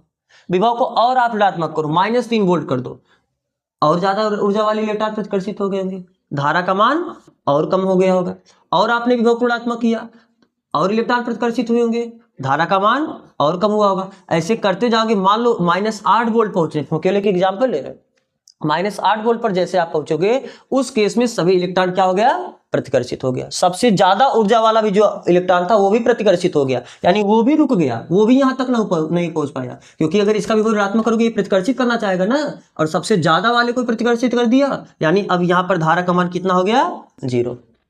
अब अगर इसके विभव को और ऋणात्मक करोगे, तब मान लो इसके विभव को -10 वोल्ट कर दिए, तब भी तो इलेक्ट्रॉन नहीं आ पाएगा, धारा आपको कितना मिलेगा। अरे जब 8 वोल्ट इसको प्रतिकर्षित किया, 10 वोल्ट तो बिल्कुल तब वो तो भाई 8 ही इसके लिए प्रतिकर्षित करने के लिए आवश्यक है, आपने वो को 10 वोल्ट कर दिया माइनस, वो भी तो प्रतिकर्षित ही कर पाएगा। 15 वोल्ट कर दी -50 वोल्ट कर दिए, तो भी प्रतिकर्षित ही रहेगा, यानी सभी स्थितियों में धारा आपको क्या मिलेगा, 0। धारा आपको क्या मिलेगा, तो जब हम निरोधी विभव बोलेंगे तो हम बोलेंगे वह न्यूनतम विभव, क्योंकि इससे ज्यादा और ऋणात्मक कर सकते हो, सभी रोक लेगा, सभी विभव नहीं निरोधी विभव होगा। जो सबसे कम ऋणात्मक विभव, जो जिसके लिए धारा का मान 0 हो गया, वही विभव आपका क्या कहलाएगा, निरोधी विभव। हम ये नहीं बोलेंगे इसके सापेक्ष इसका वह विभव जिसपे धारा 0 हो जाए, धारा 0 इस पे भी हो रहा है, धारा 0 इस पे भी हो रहा है, धारा 0 और ज्यादा करोगे उस पे भी धारा 0 होगा, लेकिन निरोधी विभव जो सबसे, इन सभी में से जो सबसे कम वाला होगा वही क्या होगा, निरोधी विभव। यानी निरोधी विभव क्या होगा, कैथोड के सापेक्ष एनोड को दिया गया वह ऋण विभव, वह न्यूनतम ऋण विभव, न्यूनतम क्यों बोल रहे हैं, समझ में आ रहा है ना, वह न्यूनतम ऋण विभव जिसके लिए कैथोड से उत्सर्जित इलेक्ट्रॉन सभी रुक जाए, यानी परिपथ में धारा का मान 0 हो जाए, ऐसे न्यूनतम ऋण विभव को हम क्या बोलेंगे, निरोधी विभव। तो निरोधी विभव क्या है? ऐसा विभव, ऐसा न्यूनतम विभव है जिसके लिए परिपथ में धारा का मान क्या हो जाए? शून्य हो जाए। बात समझ में आ रहा है ना? ठीक। तो अगर इनके बीच हमको ग्राफ खींचना हो, यानी तीसरा ग्राफ हम किसके बीच खींचेंगे? एक एक्सिस पे हम वोल्टेज को लेंगे और दूसरे एक्सिस पे हम धारा को ले रहे हैं ना। अब ध्यान से देखना, अभी आप ग्राफ मत बनाना, पहले आप ग्राफ समझना। अभी निरोधी विभव का डिफिनीशन भी लिखवा देंगे, पहले आप समझना। तो निरोधी विभव क्या है? ऐसा ऋण विभव है, ऐसा ऋण विभव है जिसपे धारा का मान क्या हो जाए? या ये विभव, ये सॉरी कैपिटल भी लिखना ना, ये कैपिटल भी यानी विभव एक्सिस है। तो इस पे हमने इधर लिया, यानी ऋण विभव को दर्शा रहा होगा ये पॉइंट, बोलो। और आपको पता है वाई एक्सिस पे एक्स का मान और एक्स एक्सिस पे वाई का मान, वाई एक्सिस पे एक्स का मान 0 होता है और एक्स एक्सिस पे वाई का मान 0 होता है। तो विभव वाले एक्सिस पे धारा का मान 0 होगा कि नहीं होगा? यानी ये ऐसा पॉइंट है जिसपे कुछ न कुछ तो विभव है, लेकिन ये विभव अक्षत इस पे, इस पॉइंट पर धारा का मान क्या होगा? तो यानी ग्राफ आपका कहीं यहीं से स्टार्ट होगा कि नहीं होगा? ठीक। आपने क्या देखा, विभव को जैसे जैसे घटाते गए वैसे वैसे धारा का मान और कम और कम और कम होता होता कितना हो गया? अगर हम बोले निरोधी विभव, मान लो यही आपका क्या है, केवल समझने के लिए बोल रहे हैं, ये मान लो -8 वोल्ट है। अगर आप विभव को और बढ़ाओ तो धारा का मान थोड़ा और बढ़ जाएगा, क्योंकि विभव को और घटाते धारा घटा था, तो विभव को बढ़ाओगे धारा थोड़ा बढ़ा होगा। यानी जैसे विभव को बढ़ाते जाना मतलब आगे चलना, जैसे जैसे आप आगे चलोगे धारा का मान बढ़ता जाएगा बढ़ता जाएगा बढ़ता जाएगा बढ़ता जाएगा, ऐसे धारा का मान। लेकिन एक ऐसी स्थिति आ जाए कि अब इसके बाद आप विभव को बढ़ाओ, धारा का मान नहीं बढ़ेगा। उस पॉइंट को कहते हैं संतृप्त धारा। क्या कहते हैं? तो विभव और धारा के बीच आपको कुछ ऐसा ग्राफ मिलता है। बात समझ में आ रहा है ना? निरोधी विभव पे धारा का मान, तो यहाँ पर -8 वोल्ट नहीं लिखेंगे हम, यहाँ पर निरोधी विभव को दर्शाते किससे है? V0 से। ये जो विभव इसको हम किससे दर्शाएंगे? V0 से। तो हम इसे V0 लिख दे रहे हैं, कभी -8 होगा कभी -15 होगा, कुछ भी हो सकता है। तो हम किससे दर्शा रहे हैं इसे? V0 से। तो V0 एक ऐसा विभव है, ये निरोधी विभव है, इस विभव पे धारा का मान कितना हुआ है? 0। अब इससे अगर ज्यादा धारा रहेगा तो भाई धारा का मान बढ़ रहा होगा, और एक ऐसा पॉइंट आ गया होगा कि उसके बाद आप धारा को बढ़ाओगे, मतलब विभव को बढ़ाओगे, तो धारा का मान बढ़ेगा नहीं, धारा उसी पे क्या हो जाएगा? कांस्टेंट। और ऐसे कांस्टेंट धारा को हम लोग क्या बोलते हैं? संतृप्त धारा। अब मान लो इस स्थिति में पहुंचने के बाद अगर आप निरोधी विभव पहुंचो और आप सोचो कि आप प्रकाश की तीव्रता बढ़ा दो, क्योंकि आपको पता है कि प्रकाश की तीव्रता बढ़ाने से इलेक्ट्रॉनों की संख्या बढ़ जाती है। तो अगर निरोधी विभव पे आपने पहुंचा और निरोधी विभव पे पहुंचने के बाद आपने प्रकाश की तीव्रता बढ़ा दिया, तो क्या फिर से इलेक्ट्रॉन मिलना चालू हो जाएगा? सोचो, फिर से मेरा क्वेश्चन सुनो। जब आपने निरोधी विभव पर पहुंचा था, कहां पहुंचा था? निरोधी विभव पर। अगर आपने निरोधी विभव पर पहुंचा, उस केस में आप धारा को बढ़ाना चाहिए, मतलब आपतित प्रकाश की तीव्रता को बढ़ाओ, तो उससे क्या होगा? क्या धारा का मान बढ़ जाएगा? धारा तो 0 हो चुका था, तो क्या धारा का मान बढ़ जाएगा? बिल्कुल नहीं, क्योंकि निरोधी विभव क्या है? सबसे मैक्सिमम एनर्जी वाले इलेक्ट्रॉन को रोक के रखा है। तो अगर आप प्रकाश की तीव्रता को बढ़ाओगे, प्रकाश की तीव्रता बढ़ाने से प्रकाश की ऊर्जा नहीं बढ़ती है। प्रकाश की ऊर्जा का फार्मूला ख्याल है ना, E=hν या hc/λ। तो प्रकाश की जो ऊर्जा होती है वो किस पे निर्भर करती है? आवृत्ति पे, न कि तीव्रता पे। तो तीव्रता बढ़ाने से ऊर्जा नहीं बढ़ेगा, तो आप तीव्रता कितना भी बढ़ा दो तो भी वह निरोधी विभव उस मैक्सिमम एनर्जी वाले भी इलेक्ट्रॉन को रोक के रखेगा। बात समझ में आ रहा है ना? यानी अगर आप तीव्रता बढ़ा दोगे तो भी निरोधी विभव आपको उतना ही मिलेगा। निरोधी विभव का मान प्रकाश की तीव्रता पर नहीं निर्भर करता है। कि निर्भर किस पे करेगा? तो इसको जब हम आवृत्ति पर निर्भरता समझेंगे तब समझेंगे। तो इसके लिए दूसरा ग्राफ यहाँ पर आप देखना, अगर आप तीव्रता बढ़ा दोगे तो आपको संतृप्त धारा का मान बढ़ जाएगा, क्योंकि आपको पता है कि तीव्रता बढ़ाने से धारा का मान क्या होता है परिपथ में? अरे आपने इसके पहले यही देखा ना, धारा ये प्रोपोर्शनल होता है किसके? आई से। तो अगर आप तीव्रता बढ़ाओगे, जैसे शुरुआत के केस में जब आपको धारा मिल रहा था, उस केस में अगर आप तीव्रता को बढ़ा दोगे तो धारा का मान क्या होगा? बढ़ जाएगा। लेकिन निरोधी विभव दोनों स्थिति में आपको उतना ही मिलेगा। यानी हम एक इसी में ग्राफ और बनाते हैं, थोड़ा ध्यान से देखना, कुछ ऐसा देख रहे हो चीज। इसकी तीव्रता को हम क्या बोल देते हैं? I1, और इस प्रकाश की तीव्रता को हम क्या बोल देते हैं? यहां पर क्या है? I2 बड़ा है कि I1 बड़ा है? I2 बड़ा है I1 से। तो जब I यानी ये धारा है, ये तीव्रता है, कैपिटल I लिखेंगे तो तीव्रता को रिप्रेजेंट करेगा। तो जब आपने तीव्रता को बढ़ाया है, उस स्थिति में देखो संतृप्त धारा पहले इतना था, पहले संतृप्त धारा इतना था और दूसरे स्थिति में संतृप्त धारा इतना है। तो प्रकाश की तीव्रता बढ़ाने से संतृप्त धारा का मान बढ़ जाता है, लेकिन निरोधी विभव का मान वही रहता है। निरोधी विभव का मान नहीं बढ़ता है। तो ये ग्राफ आपको समझ में आ रहा है ना? विभव वर्सेस, आप तीसरा यहां पर लिख सकते हो, हेडिंग डाल देना। तीसरा ग्राफ क्या है? I versus V graph, I versus V graph. और इसी ग्राफ के नीचे आप लिखना निरोधी विभव का परिभाषा।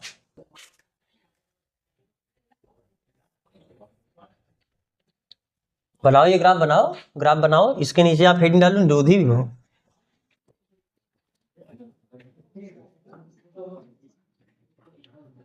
निरोधी विभव क्या है?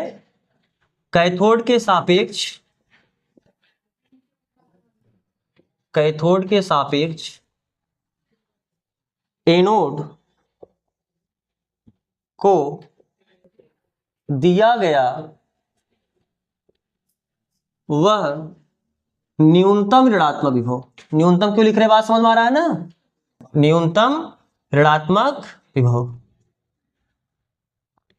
न्यूनतम ऋणात्मक विभव जिसके लिए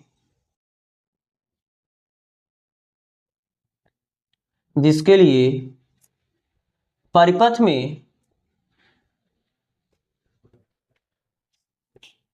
में प्रकाश धारा का मान कितना हो जाए? 0। प्रकाश धारा का मान 0 हो जाए, क्या कहलाता है? निरोधी विभव कहलाता, निरोधी विभव कहलाता। समझ में आ रहा है डिफिनीशन? कैथोड के सापेक्ष एनोड को दिया गया वह न्यूनतम ऋणात्मक विभव जिसके लिए परिपथ में प्रकाश धारा का मान 0 हो जाए, निरोधी विभव कहलाता है। इसे किससे दर्शाते हो आप? वी नॉट, उसी का आगे लिख लेना, इसे V naught, capital V naught लिखना, कैपिटल वी नॉट से प्रदर्शित करते हैं।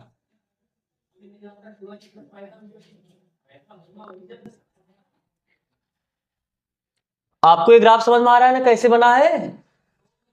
ये ग्राफ समझ में आ रहा है ना कि कैसे ये पॉइंट यहां पर पहुंच गया, ये ग्राफ का पॉइंट यहां पर मिला, क्योंकि इस पॉइंट पर धारा क्या है?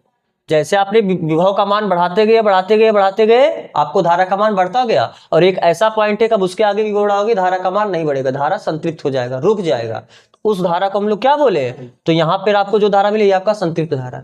अगर आप तीव्रता को बढ़ा दोगे तो संतृप्त धारा का मान बढ़ जाता है, लेकिन निरोधी विभव आपको वही मिलता है। तो इस पॉइंट को भी यहाँ पर नोट करेंगे, पहले आप इतना लिखो। चलो आप इसे लिख चुके होगे, अब आप इसके नीचे 2 पॉइंट लिखो। ये मिटा दे फिर डिफिनीशन लिख चुके सब ना, ठीक। अब देखो, तो इसमें सबसे पहला पॉइंट आप नोट करके लिखना क्या? देखो, अगर हम आवृत्ति को निश्चित रख रहे हैं, आवृत्ति को नियत रख रहे हैं, आवृत्ति क्यों नियत रख रहे हैं समझ में आ रहा है ना? क्योंकि आवृत्ति नियत रखने का मतलब आपने प्रकाश का ऊर्जा, क्योंकि जो प्रकाश का ऊर्जा है वो आवृत्ति पे निर्भर करता है। अगर आवृत्ति को नियत रख दिया यानी ऊर्जा को आपने नहीं बढ़ाया। तो आवृत्ति को नियत रखते हुए अगर हमने तीव्रता को बढ़ा दिया तो संतृप्त धारा का मान भी क्या हुआ? बढ़ गया। लेकिन दोनों के लिए आपको निरोधी विभव का मान क्या हुआ? समान मिला, वही मिला। यानी जो निरोधी विभव है वो तीव्रता पर निर्भर नहीं करता है। आप इसे लिखो, यदि आपतित प्रकाश की आवृत्ति को नियत रखते हुए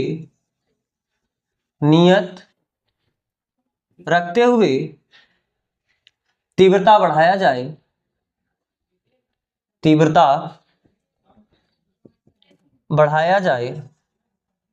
तो तीव्रता बढ़ाने से क्या हुआ? संतृप्त धारा का मान बढ़ गया।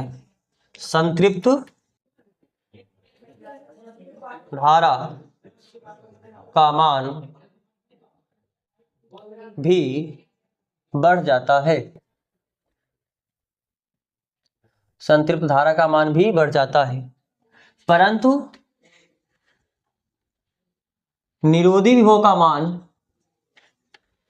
निरोधी विभव का मान नियत रहता है या नहीं बढ़ता है, नहीं परिवर्तित होता। इस बात का क्या निष्कर्ष निकाल सकते हो? अर्थात जब तीव्रता बढ़ाने से निरोधी विभव का मान बढ़ा ही नहीं, तो इस बात का मतलब क्या है? निरोधी विभव तीव्रता पर निर्भर ही नहीं किया। यानी अर्थात निरोधी विभव तीव्रता पर निर्भर नहीं करता है, तीव्रता पर निर्भर नहीं करता है। तो आप के लिए ऑप्शनल क्वेश्चन बन जाएगा कि निम्न में से निरोधी विभव किस पर निर्भर नहीं करता है? तरंगदैर्घ्य पर, आवृत्ति पर, तीव्रता पर, या इनमें से किसी पर भी नहीं। तुरंत तीव्रता खोलोगे, क्योंकि निरोधी विभव जब ऊर्जा बढ़ेगा तो निरोधी विभव का मान क्या होगा? बढ़ जाएगा। और ऊर्जा का फार्मूला आप hν भी देखे हो, hν भी देखे हो और hc/λ भी देखे हो। यानी ऊर्जा का मान आवृत्ति पर भी बढ़ता है और आवृत्ति पर निर्भर करता है, और ऊर्जा का मान लैम्डा यानी तरंगदैर्घ्य पर भी निर्भर करता है। तो जब आप इन दोनों को परिवर्तित करोगे, ऊर्जा परिवर्तित हो जाएगा, ऊर्जा परिवर्तित होने से निरोधी विभव भी परिवर्तित हो जाएगा। तो न्यू यानी आवृत्ति, लैम्डा यानी तरंगदैर्घ्य पर निरोधी विभव निर्भर करेगा, जबकि तीव्रता पर निर्भर नहीं करेगा। तो याद रखना इस बात को। लिख चुके इस पॉइंट को। अब दूसरा पॉइंट, इसके आगे आप दूसरा पॉइंट लिखो। निरोधी विभव क्या किया है? अधिकतम ऊर्जा वाले इलेक्ट्रॉन को रोका है। निरोधी विभव अधिकतम ऊर्जा वाले इलेक्ट्रॉन को रोका है ना। तो यानी हम सेकंड पॉइंट ये लिखेंगे, जो निरोधी विभव पर आपको ऊर्जा कितना मिलेगा? eV0। चैप्टर 2 विभव वाला चैप्टर पढ़े हो क्या? W बराबर क्या पढ़े हो आपने? Q into V। और यही जो कार्य होता है ये ऊर्जा के बराबर होता है कि नहीं होता है? तो ये ऊर्जा कितना, Q की जगह इलेक्ट्रॉन का बात हो रहा है तो Q की जगह E लिखेंगे, और विभव कितने बराबर है? V0। तो अगर विभव V0 हो तो उस समय इलेक्ट्रॉन पर कितना ऊर्जा लगभग लग रहा होगा? eV0 के बराबर ऊर्जा लग रहा होगा। बोलो। और अगर निरोधी विभव क्या किया? अधिकतम ऊर्जा वाले इलेक्ट्रॉन को रोका है, तो अधिकतम ऊर्जा वाला इलेक्ट्रॉन जो होगा उसका ऊर्जा कितना होगा? Half mv²। अरे यहां पर इलेक्ट्रॉन गति करता हुआ जाएगा ना, तो जब इलेक्ट्रॉन गति करता हुआ जाएगा तो उसकी ऊर्जा कितनी होगी? इलेक्ट्रॉन की गतिज ऊर्जा, किसी भी चीज की गतिज ऊर्जा क्या होती है? Half mv²। तो ये केवल v लिखोगे, हम यहां पर v मैक्स लिख दें। v मैक्स लिखो, क्यों? क्योंकि यह जो निरोधी विभव है अधिकतम ऊर्जा वाले इलेक्ट्रॉन को रोका है। तो अगर इलेक्ट्रॉन की अधिकतम ऊर्जा हाफ mv मैक्स² होगा, हाफ mv² नहीं बोलना है, हाफ mv मैक्स², क्योंकि अधिकतम ऊर्जा वाले इलेक्ट्रॉन को रोका ना। तो अधिकतम ऊर्जा वाले इलेक्ट्रॉन कब होगा? जब उसका वेग अधिकतम होगा। तो यानी केवल v नहीं लिखना है, v मैक्स लिखना है। हम यही पॉइंट इसमें लिखेंगे क्या, कि चूंकि निरोधी विभव V0 पर अधिकतम ऊर्जा वाला इलेक्ट्रॉन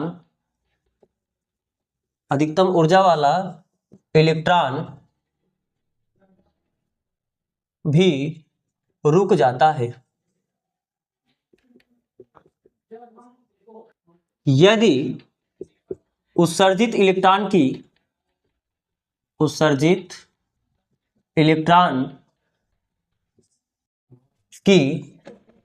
अधिकतम ऊर्जा कितना हो? हाफ mv मैक्स² ना, हाफ mv² नहीं बोलेंगे, हाफ mv मैक्स² हो। तो आप ये लिख सकते हो ना, हाफ mv मैक्स का स्क्वायर ये बराबर होगा किसके? eV0 के। बात समझ में आया ना? ठीक है, तो आप इतना कॉपी करो, फिर इसके आगे हम लोग बात करें। तो चलो अब आप दूसरा निर्भरता डालो, आपतित प्रकाश की।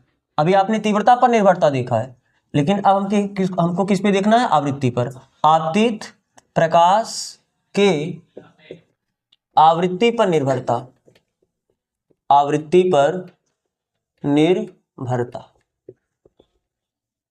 ठीक है। तो आपतित प्रकाश की आवृत्ति पर निर्भरता को आप कैसे समझोगे? ध्यान से देखना। आपने एक पढ़ा है देहली आवृत्ति, पढ़े हो ना? आपको पता है कि जब मान लो ये धातु का क्या है? कोई सतह है। ध्यान से इधर सुनो, ये धातु का क्या है? कोई एक सतह है। जब धातु के इस सतह पे, क्योंकि हम लोग आसानी रहता है ऐसे समझना, वैसे आप समझ के आ रहे होगे पूरा प्रैक्टिकल अपने दिमाग में। आप ये वाला सोचना, ये आपका एक नलिका था, इसमें 2 प्लेट लगा है, इस प्लेट पे इस खिड़की से आके प्रकाश गिर रहा है ना, तो अब इस प्लेट से इलेक्ट्रॉन निकलेगा। तो हम लोग ऐसे यहाँ ना समझ के ऐसे समझ ले कि ये प्लेट है, इस प्लेट पे प्रकाश आके गिरा और इस प्रकाश गिरने से यहाँ से क्या होगा, इलेक्ट्रॉन का उत्सर्जन होगा। तो दोनों एक ही चीज है ना, आप चाहे ऐसे करके समझो चाहे आप ऐसे करके समझो। तो इधर ध्यान से समझना, मान लो ये धातु का क्या है, कोई एक प्लेट है, इस प्लेट पे फोटॉन आके गिरा, क्या आके गिरा, फोटॉन। तो आपको पता है कि यहां से इलेक्ट्रॉन क्या होता है, उत्सर्जित होना स्टार्ट हो जाता है। अगर आप एक चीज पढ़ो, देहली आवृत्ति, देहली आवृत्ति क्या होता है, वह न्यूनतम आवृत्ति जो किसी धातु के सतह से इलेक्ट्रॉन उत्सर्जन के लिए आवश्यक होता है। यानी उस न्यूनतम आवृत्ति से कम आवृत्ति वाला यदि आप प्रकाश डालोगे तो इलेक्ट्रॉन का उत्सर्जन नहीं करा पाएगा। बात समझ आ रहा है ना। यानी जैसे मान लो इस धातु के इलेक्ट्रॉन से इस धातु के सतह से इलेक्ट्रॉन का उत्सर्जन कराने के लिए न्यूनतम आपको 5 जूल का ऊर्जा चाहिए, या मान लो 5 आवृत्ति वाला प्रकाश चाहिए। एक ऐसा प्रकाश आपको गिराना है जिसकी आवृत्ति कितनी हो, 5 हो, आवृत्ति कितनी हो, 5 हो। तो अगर आप एक आवृत्ति वाला प्रकाश डालोगे तो इलेक्ट्रॉन निकलेगा क्या, तो इलेक्ट्रॉन नहीं निकलेगा। यानी उस समय इलेक्ट्रॉन की ऊर्जा कितनी होगी, 0। और इलेक्ट्रॉन की ऊर्जा को हम ऐसे ई के लिख दें, ई के मतलब काइनेटिक एनर्जी, तो ये कितना होगा, 0। अगर आप 2 आवृत्ति वाला प्रकाश डालो तब भी क्या इलेक्ट्रॉन निकलेगा, बिल्कुल नहीं। 3 आवृत्ति वाला डालो, 4 आवृत्ति वाला डालो, 5, अच्छा 4 आवृत्ति तक पहले समझो, 4 आवृत्ति तक आपको ई के कितना मिलेगा, 0, क्योंकि इलेक्ट्रॉन निकालने के लिए कम से कम कितना आवश्यक है, 5 जूल। 5 जूल से कम तो नहीं होना चाहिए। तो अगर आप 4.9 जूल डालोगे तब भी नहीं निकलेगा। आवृत्ति का मात्रक हर्ट्ज होता है, यहां पर जूल नहीं लिख रहे हैं ना, ठीक है। तो आप अगर 4.9 आवृत्ति वाला अगर आप प्रकाश डालोगे तो भी इलेक्ट्रॉन नहीं निकलेगा। जब इलेक्ट्रॉन निकलेगा ही नहीं तो उसका गतिज ऊर्जा कितना हो जाएगा, 0। लेकिन जैसे आप 5 आवृत्ति वाला प्रकाश डाले, 5 आवृत्ति वाला प्रकाश डाले, अब इलेक्ट्रॉन निकल सकता है। अब इलेक्ट्रॉन फ्री हो गया, आपको पता नहीं इनके बीच बांड होता है, अब बांड ब्रेक हुआ। बांड ब्रेक होने का मतलब सतह अलग हो गया है, इलेक्ट्रॉन अलग हुआ है, लेकिन अब वो भी निकल के जा नहीं पाएगा। उसको चलने के लिए भी उसको और ज्यादा एक्स्ट्रा कुछ ऊर्जा देना पड़ेगा। यानी 5 आवृत्ति पर भी गतिज ऊर्जा कितनी हो जाएगी, 0। लेकिन जैसे 5 से ज्यादा आप दोगे, आवृत्ति अगर आपका 5.1 भी हुआ, 5 से थोड़ा भी ज्यादा हुआ, तो यही जो 0.1 का एक्स्ट्रा आवृत्ति दे रहे हो, इसके करेस्पॉन्डिंग, इसके संगत जो ऊर्जा होगा उसी ऊर्जा से इलेक्ट्रॉन निकलेगा। यानी इस समय इलेक्ट्रॉन की गतिज ऊर्जा आप शून्य नहीं हो पाएगी, क्योंकि अब आपने कुछ एक्स्ट्रा ऊर्जा दिया ना। अरे 0.1 के संगत कुछ ऊर्जा मिलेगा कि नहीं मिलेगा, उस हम यहाँ पर ऊर्जा नहीं बोल रहे हैं, इसको आवृत्ति बोल रहे हैं, क्योंकि आवृत्ति अगर आपको पता तो ऊर्जा निकालना पड़ेगा। ऊर्जा कैसे निकालते हो, E=H/μ। तो अगर आपको न्यू पता है, आवृत्ति पता है, तो आपको H मल्टीप्लाई करोगे तब जाकर आपको ऊर्जा मिलेगा। तो बात समझ में आ रहा है। तो आपने एक्स्ट्रा 0.1 का आवृत्ति दिया, तो इस आवृत्ति के बराबर कुछ ऊर्जा मिलेगा, तो जितना एक्स्ट्रा ऊर्जा बचेगा उसी ऊर्जा से वो आगे जाएगा। बात समझ में आ रहा है ना। अगर आपने और ज्यादा आवृत्ति दिया, 5.2, 5.3 या 6 का दिया, 7 का दिया, जितना भी आप आवृत्ति एक्स्ट्रा दे रहे हो, उस एक्स्ट्रा आवृत्ति के बराबर जो ऊर्जा होगी उसी ऊर्जा से इलेक्ट्रॉन आपका क्या करेगा, चलना स्टार्ट करेगा। यानी हमको देखना क्या है, आवृत्ति और ई के यानी गतिज ऊर्जा के बीच ग्राफ। पहला ग्राफ यही देखना है, आवृत्ति और गतिज ऊर्जा के बीच। यानी गतिज ऊर्जा आवृत्ति पर कैसे निर्भर करता है, आपने आवृत्ति को बढ़ाते गया है, आवृत्ति को बढ़ाते गया तो गतिज ऊर्जा भी आपका बढ़ता जाएगा, नहीं बढ़ता जाएगा, क्योंकि अगर आपने आवृत्ति को बढ़ाया तो ऊर्जा बढ़ेगा, और जितना एक्स्ट्रा ऊर्जा मिलेगा उतना एक्स्ट्रा एनर्जी से हो जाएगा, उतने एक्स्ट्रा ऊर्जा से हो जाएगा, उतने गतिज ऊर्जा से वो आगे बढ़ेगा। तो जब आपने आवृत्ति बढ़ाया है तो निकलने वाले इलेक्ट्रॉन की गतिज ऊर्जा भी क्या होती है, यानी अनुक्रमानुपाती है, बिल्कुल नहीं। अनुक्रमानुपाती तब बोलोगे जब सीधा रिलेशन होगा।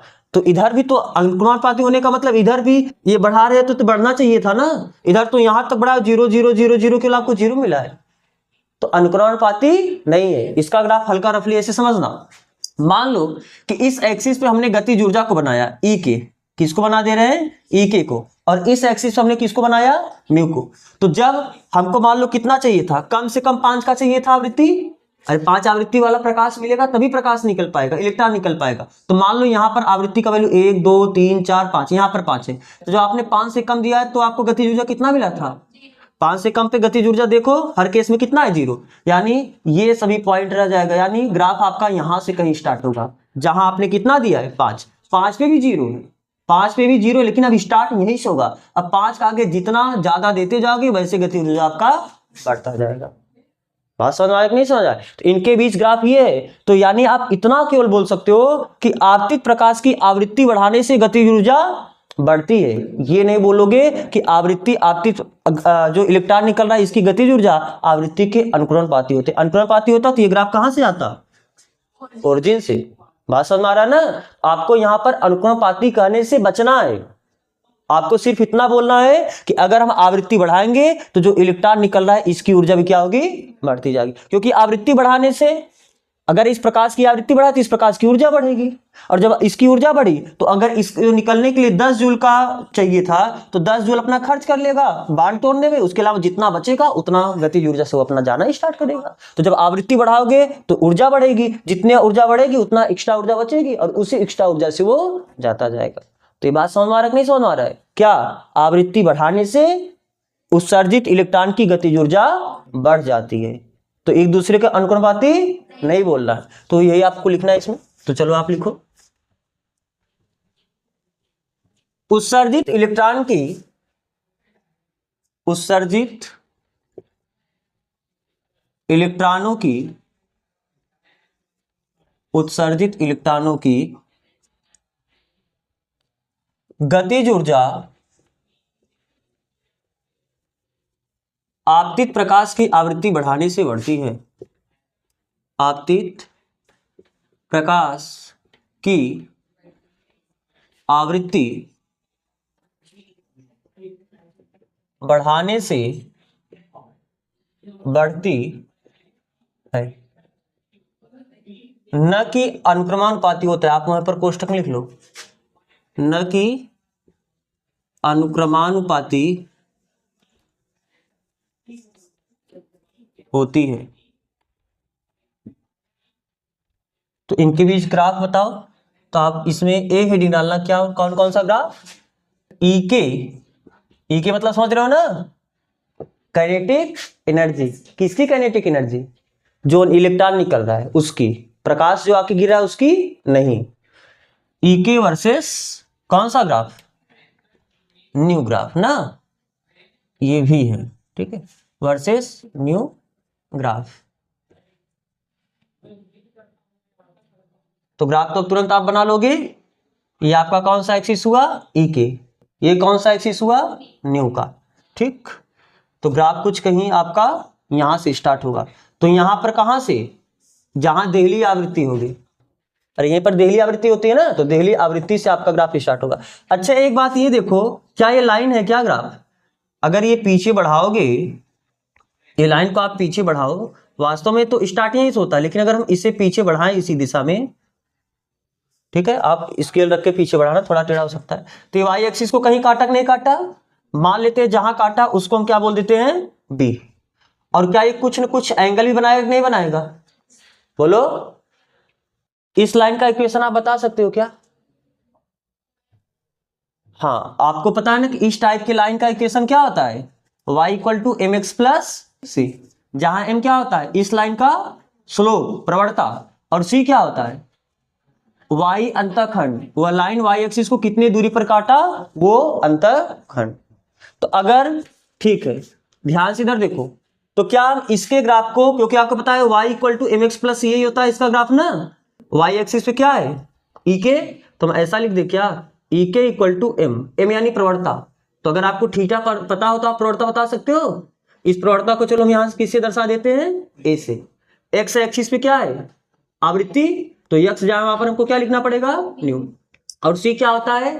वाई अंतःखंड। यानी ग्राफ वाई एक्सिस को कितनी दूरी पर काटा? तो कितनी दूरी पर काटा, लेकिन निगेटिव में होगा, तो इसे क्या बोलेंगे? Minus B. तो इसका ग्राफ ये उपर्युक्त, ऐसे लिख सकते हो, उपर्युक्त ग्राफ का समीकरण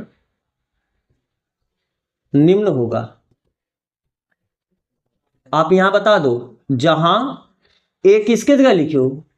ए, अरे y equal to M X, ये m की जगह लिखियो ना, प्रवणता m है, m यानी tan थीटा। और b तो आप समझ ही रहे हो, b क्या है आपका? y अंतःखंड। ठीक है, तो आप इसे कॉपी करो। चलो अब इसमें भी हमको दूसरा ग्राफ देखना है, निरोधी विभव तथा धारा के बीच ग्राफ ना, बी आप ऐसे निरोधी विभव मतलब हम सीधा बोलते वोल्टेज वर्सेस धारा, धारा को आप स्मॉल आई से दर्शाओ ना, स्मॉल आई ग्राफ। अब आपने कल मतलब इसके पहले अभी जो देखा है उसमें आपने क्या देखा कि अगर आप आवृत्ति को नियत रखते हुए तीव्रता बढ़ाए हो तो तीव्रता बढ़ाने से निरोधी विभव नहीं बढ़ा है, लेकिन संतृप्त धारा का मान बढ़ गया है। लेकिन आज हमको आवृत्ति पर निर्भरता देखना है, यानी तीव्रता को हमको कांस्टेंट रखना है।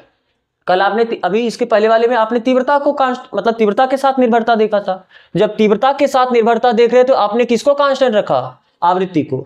लेकिन अब हम आवृत्ति पर निर्भरता देख रहे हैं ना, तो हम किसको कांस्टेंट रखेंगे, तीव्रता को। तो हम जो आके प्रकाश गिर रहा है इस खिड़की से उस प्रकाश की तीव्रता को कांस्टेंट रखते हैं, लेकिन आवृत्ति को बदल रहे हैं। तो आवृत्ति बदलने से क्या होता है, अगर आप आवृत्ति बदलोगे, मान लो चलो हम आवृत्ति बढ़ा रहे हैं, तो अगर आपने आवृत्ति को बढ़ाया तो आवृत्ति बढ़ाने से क्या होगा, ये जो प्रकाश आके गिर रहा है इस प्रकाश की ऊर्जा बढ़ जाएगी, और प्रकाश की ऊर्जा बढ़ने से जो धातु की प्लेट से इलेक्ट्रॉन निकलेगा उस इलेक्ट्रॉन की गतिज ऊर्जा बढ़ जाएगी। क्योंकि ये जब आप ऊर्जा बढ़ाओगे, जितना ऊर्जा बढ़ाओगे वही एक्स्ट्रा ऊर्जा, जो जितना एक्स्ट्रा करोगे ऊर्जा वही ऊर्जा तो इसको मिलेगा, तो उतने एक्स्ट्रा ऊर्जा से और ये निकलना स्टार्ट करेगा, यानी निकलने वाले इलेक्ट्रॉन की गतिज ऊर्जा बढ़ती जाएगी। निरोधी विभव क्या करता है, अधिकतम ऊर्जा वाले इलेक्ट्रॉन को ही तो रोकता है। तो जब निकलने वाले इलेक्ट्रॉन की ऊर्जा और बढ़ गई तो इसको रोकने के लिए विभव को और निगेटिव करना पड़ेगा। बात समझ आ नहीं समझ आया, यानी अगर आपने आवृत्ति को बढ़ाया तो निकलने वाले इलेक्ट्रॉन की गतिज ऊर्जा बढ़ी, और अगर गतिज ऊर्जा बढ़ी तो फिर आपको निरोधी विभव और निगेटिव में ले जाना पड़ेगा। यानी आवृत्ति बढ़ने से निरोधी विभव क्या हो जाती है, बढ़ने लगती है ना। तो आप ये भी पॉइंट इसमें मेंशन करो। और कैसे, ध्यान से देखना, इसका ग्राफ बना रहा, फिर हम इस ग्राफ के बारे में लिख देंगे। मान लो ये एक्सिस आपका क्या है, विभव का, और ये एक्सिस क्या है आपको, धारा का। ध्यान से इधर सुनना, ध्यान से इधर सुनो। अच्छा, क्या अगर आपने आवृत्ति को बढ़ाया तो वैद्युत धारा और ज्यादा मिलना स्टार्ट हो जाएगा, संतृप्त धारा का मान बढ़ जाएगा क्या? बिल्कुल नहीं। बस क्या होगा, जो इलेक्ट्रॉन धीमे धीमे चल रही थी, जो इलेक्ट्रॉन पहले अगर 100 इलेक्ट्रॉन निकल रहा था तो अब भी 100 ही इलेक्ट्रॉन निकलेगा, बस ज्यादा ऊर्जा के साथ निकलेगा। यानी जो धारा आपको पहले मिल रहा था वो धारा आपको अभी भी मिलेगा, धारा वही मिलेगा, संतृप्त धारा का मान नहीं बढ़ेगा, बस क्या बढ़ जाएगा, निरोधी विभव। क्योंकि निकलने वाली इलेक्ट्रॉन की ऊर्जा बढ़ी ना, तो ऊर्जा को कौन रोकता है, निरोधी विभव रोकता है। तो अगर ऊर्जा बढ़ी है तो निरोधी विभव का मान क्या होगा, बढ़ेगा। तो इसका ग्राफ आपको लिखना, ध्यान से देखना। कल आपने कुछ ऐसा ग्राफ देखा था कि नहीं देखा था ना। अब ये सीधा स्ट्रेट लाइन आगे जाके, क्योंकि जहां स्ट्रेट हो जाता है वही क्या हो जाता है, संतृप्त धारा। जहां स्ट्रेट होता है वही संतृप्त धारा होता है ना। देखो ये देखो, दोनों स्थितियों में संतृप्त धारा का मान क्या है, बराबर है। ये मान लो पहला प्रकाश है, इस पहले प्रकाश की, ये पहला प्रकाश है, इसकी आवृत्ति को हमने लिखा μ1। ये जो दूसरा प्रकाश है इसकी आवृत्ति को हमने क्या लिखा, तो यहां पर क्या है µ2, ये बड़ा है μ1 के, यानी दूसरे प्रकाश की आवृत्ति ज्यादा है पहले प्रकाश की। तो जब आवृत्ति कम थी तो उसके लिए आपको निरोधी विभव का मान कुछ ये मिला, और अब इस आवृत्ति पर निरोधी विभव का मान आपको ये मिला। तो जब आपने आवृत्ति बढ़ा दिया तो निरोधी विभव का मान और निगेटिव हो जाएगा। बात समझ आ रहा है ग्राफ ना। इस ग्राफ के बारे में आप ग्राफ बनाते रहो, लिखो इसमें कि जब आपतित प्रकाश की तीव्रता को निश्चित रखते हुए, यानी नियत तीव्रता को नियत रखते हुए आवृत्ति को बढ़ाया जाता है, आवृत्ति को बढ़ाया जाता है, तो संतृप्त धारा का मान तो नियत रहता है, नियत रहता है, किंतु क्या बढ़ जाता है, निरोधी विभव, किंतु निरोधी विभव का मान बढ़ जाता है।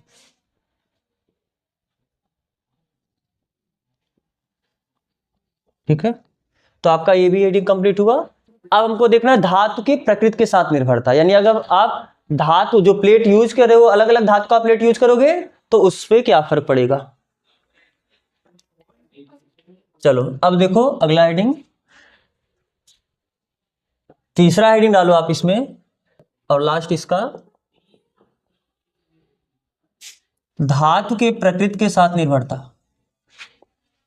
धातु के प्रकृति के साथ निर्भरता।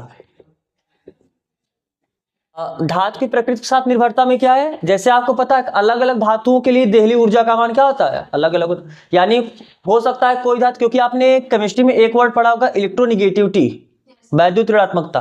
क्या होता है इलेक्ट्रोनिगेटिविटी? नहीं, कोई भी धातु या कोई भी परमाणु अपने बाह्यतम कोश से, किसी भी परमाणु के बाह्यतम कोश से इलेक्ट्रॉन को निकालने के लिए जितना ऊर्जा देना पड़ता है वह उसका क्या कहलाता है, वैद्युत ऋणात्मकता कहलाता है। तो अलग अलग धातु की क्या होती है, अलग अलग होती है, यानी कोई धातु अपने बाह्यतम कोश के इलेक्ट्रॉन को आसानी से कम ही ऊर्जा दोगे तो निकल जाएगा, किसी धातु के लिए ज्यादा ऊर्जा दोगे तब निकलेगा, यही तो होता है ना। यानी हर पदार्थ के बाह्यतम कोश से इलेक्ट्रॉन को निकालने के लिए आपको अलग अलग ऊर्जा देना पड़ेगा, तो वह न्यूनतम ऊर्जा जो निकालने के लिए आवश्यक होता है उसी को तो देहली ऊर्जा बोलते हैं। और जब सबके लिए अलग अलग ऊर्जा की आवश्यकता होगी, सबकी देहली ऊर्जा क्या होगी, अलग अलग होगी। यानी ग्राफ से अलग अलग धातुओं के लिए ग्राफ सिमिलर होगा। कौन सा ग्राफ? ईके वर्सेस न्यू ग्राफ। अरे इसके पहले आपने देखा था ना ये ग्राफ कैसे, ऐसे ही तो कुछ गया था। तो हो सकता है कि पहले धातु के लिए देहली आवृत्ति का मान कुछ हो, दूसरे धातु के लिए देहली आवृत्ति का मान कुछ उससे ज्यादा होगा, यानी कुछ यहां से ऐसे स्टार्ट करेगा। ग्राफ लगभग सिमिलर होगा, एक दूसरे के पैरेलल होगा, बस अंतर क्या है, ये एक पॉइंट से स्टार्ट करेगा, वो दूसरे पॉइंट से स्टार्ट करेगा। बात समझ में आ रहा है ना क्यों ऐसा हुआ? क्योंकि अलग अलग धातुओं के लिए इलेक्ट्रॉन का निकालने के लिए अलग अलग ऊर्जा देना पड़ता है। अगर जिसके लिए कम ऊर्जा देना पड़ेगा तो उसके लिए देहली आवृत्ति कम होगी, जिसको ज्यादा ऊर्जा देना पड़ेगा उसके लिए देहली आवृत्ति का मान ज्यादा होगा। तो बस ग्राफ अलग पॉइंट से स्टार्ट होगा लेकिन होगा एक दूसरे के सिमिलर। तो आप यहां पर लिख सकते हो क्या, अच्छा पहले इनका इक्वेशन भी लिखेंगे। मान लो ये किस मेटल के लिए है, ये पहले मेटल के लिए, मेटल यानी धातु, ये पहले धातु के लिए है, और ये किस धातु के लिए है, दूसरे धातु के लिए। तो अगर आप इसको पीछे बढ़ाओगे तो ये कहीं काटेगा, और आप इसको पीछे बढ़ाओगे तो ये अलग जगह काटेगा कि नहीं काटेगा, बोलो। मान लेते हैं कि ये B1 पे काटा और यह आपका B2 पे काटा, लेकिन अगर ये सिमिलर ग्राफ है, एक जैसा ग्राफ है, तो कोण तो सबके लिए समान होगा। और जो कोण का tan वैल्यू होता है उसको आपने किससे दर्शाया है, A से। अरे A बराबर M, यही बराबर tan थीटा होता है कि नहीं होता है। तो अगर पहले के लिए मेटल फर्स्ट के लिए आप ग्राफ लिखोगे तो मेटल फर्स्ट के लिए ग्राफ क्या हो जाएगा, y की जगह पे क्या होगा, ई के y equal to M X plus सी।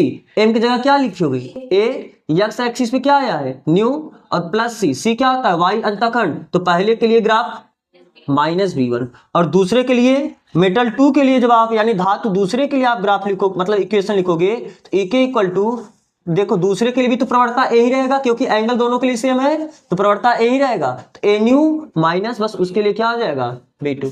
आप बस इसमें एक लाइन कमेंट करना कि अलग भिन्न भिन्न धातुओं के लिए, भिन्न भिन्न धातुओं के लिए,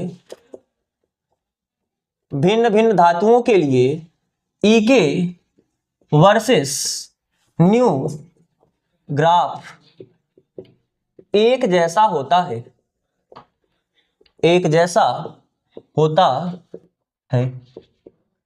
ठीक है, बस आप इतना लिख के ये ग्राफ बना के उसके नीचे आप ये कमेंट कर ले, मतलब ये आप दोनों का लाइन का इक्वेशन लिख लेना। अभी आप आगे देखोगे जब, अब इसके आगे आपको पढ़ना है प्रकाश वैद्युत समीकरण, आइंस्टीन का प्रकाश वैद्युत समीकरण। जब आइंस्टीन का प्रकाश वैद्युत समीकरण देखोगे वहां पर देखोगे ये जो ए बार बार लिख रहे हो ना, ये ए कुछ नहीं है, जो प्लांक कांस्टेंट है। ए क्या है, प्लांक कांस्टेंट। और ये जो B1 B2 लिख रहे हो ये क्या है, कार्यफलन। अरे आपने कार्यफलन का डिफिनीशन लिखा है ना, तो ठीक है जब हम प्रकाश वैद्युत प्रभाव का बात करेंगे तो वहां पर इस इक्वेशन को उससे तुलना करेंगे। तो आपका ये प्रयोग यानी हर्ट्ज, लेनार्ड तथा मिल्टन का ये जो एक्सपेरिमेंट है आपका कंप्लीट हुआ। अब इसके आगे हम लोग अगले लेक्चर से स्टार्ट करेंगे। यहां तक जुड़ने के लिए आप सबका बहुत बहुत धन्यवाद।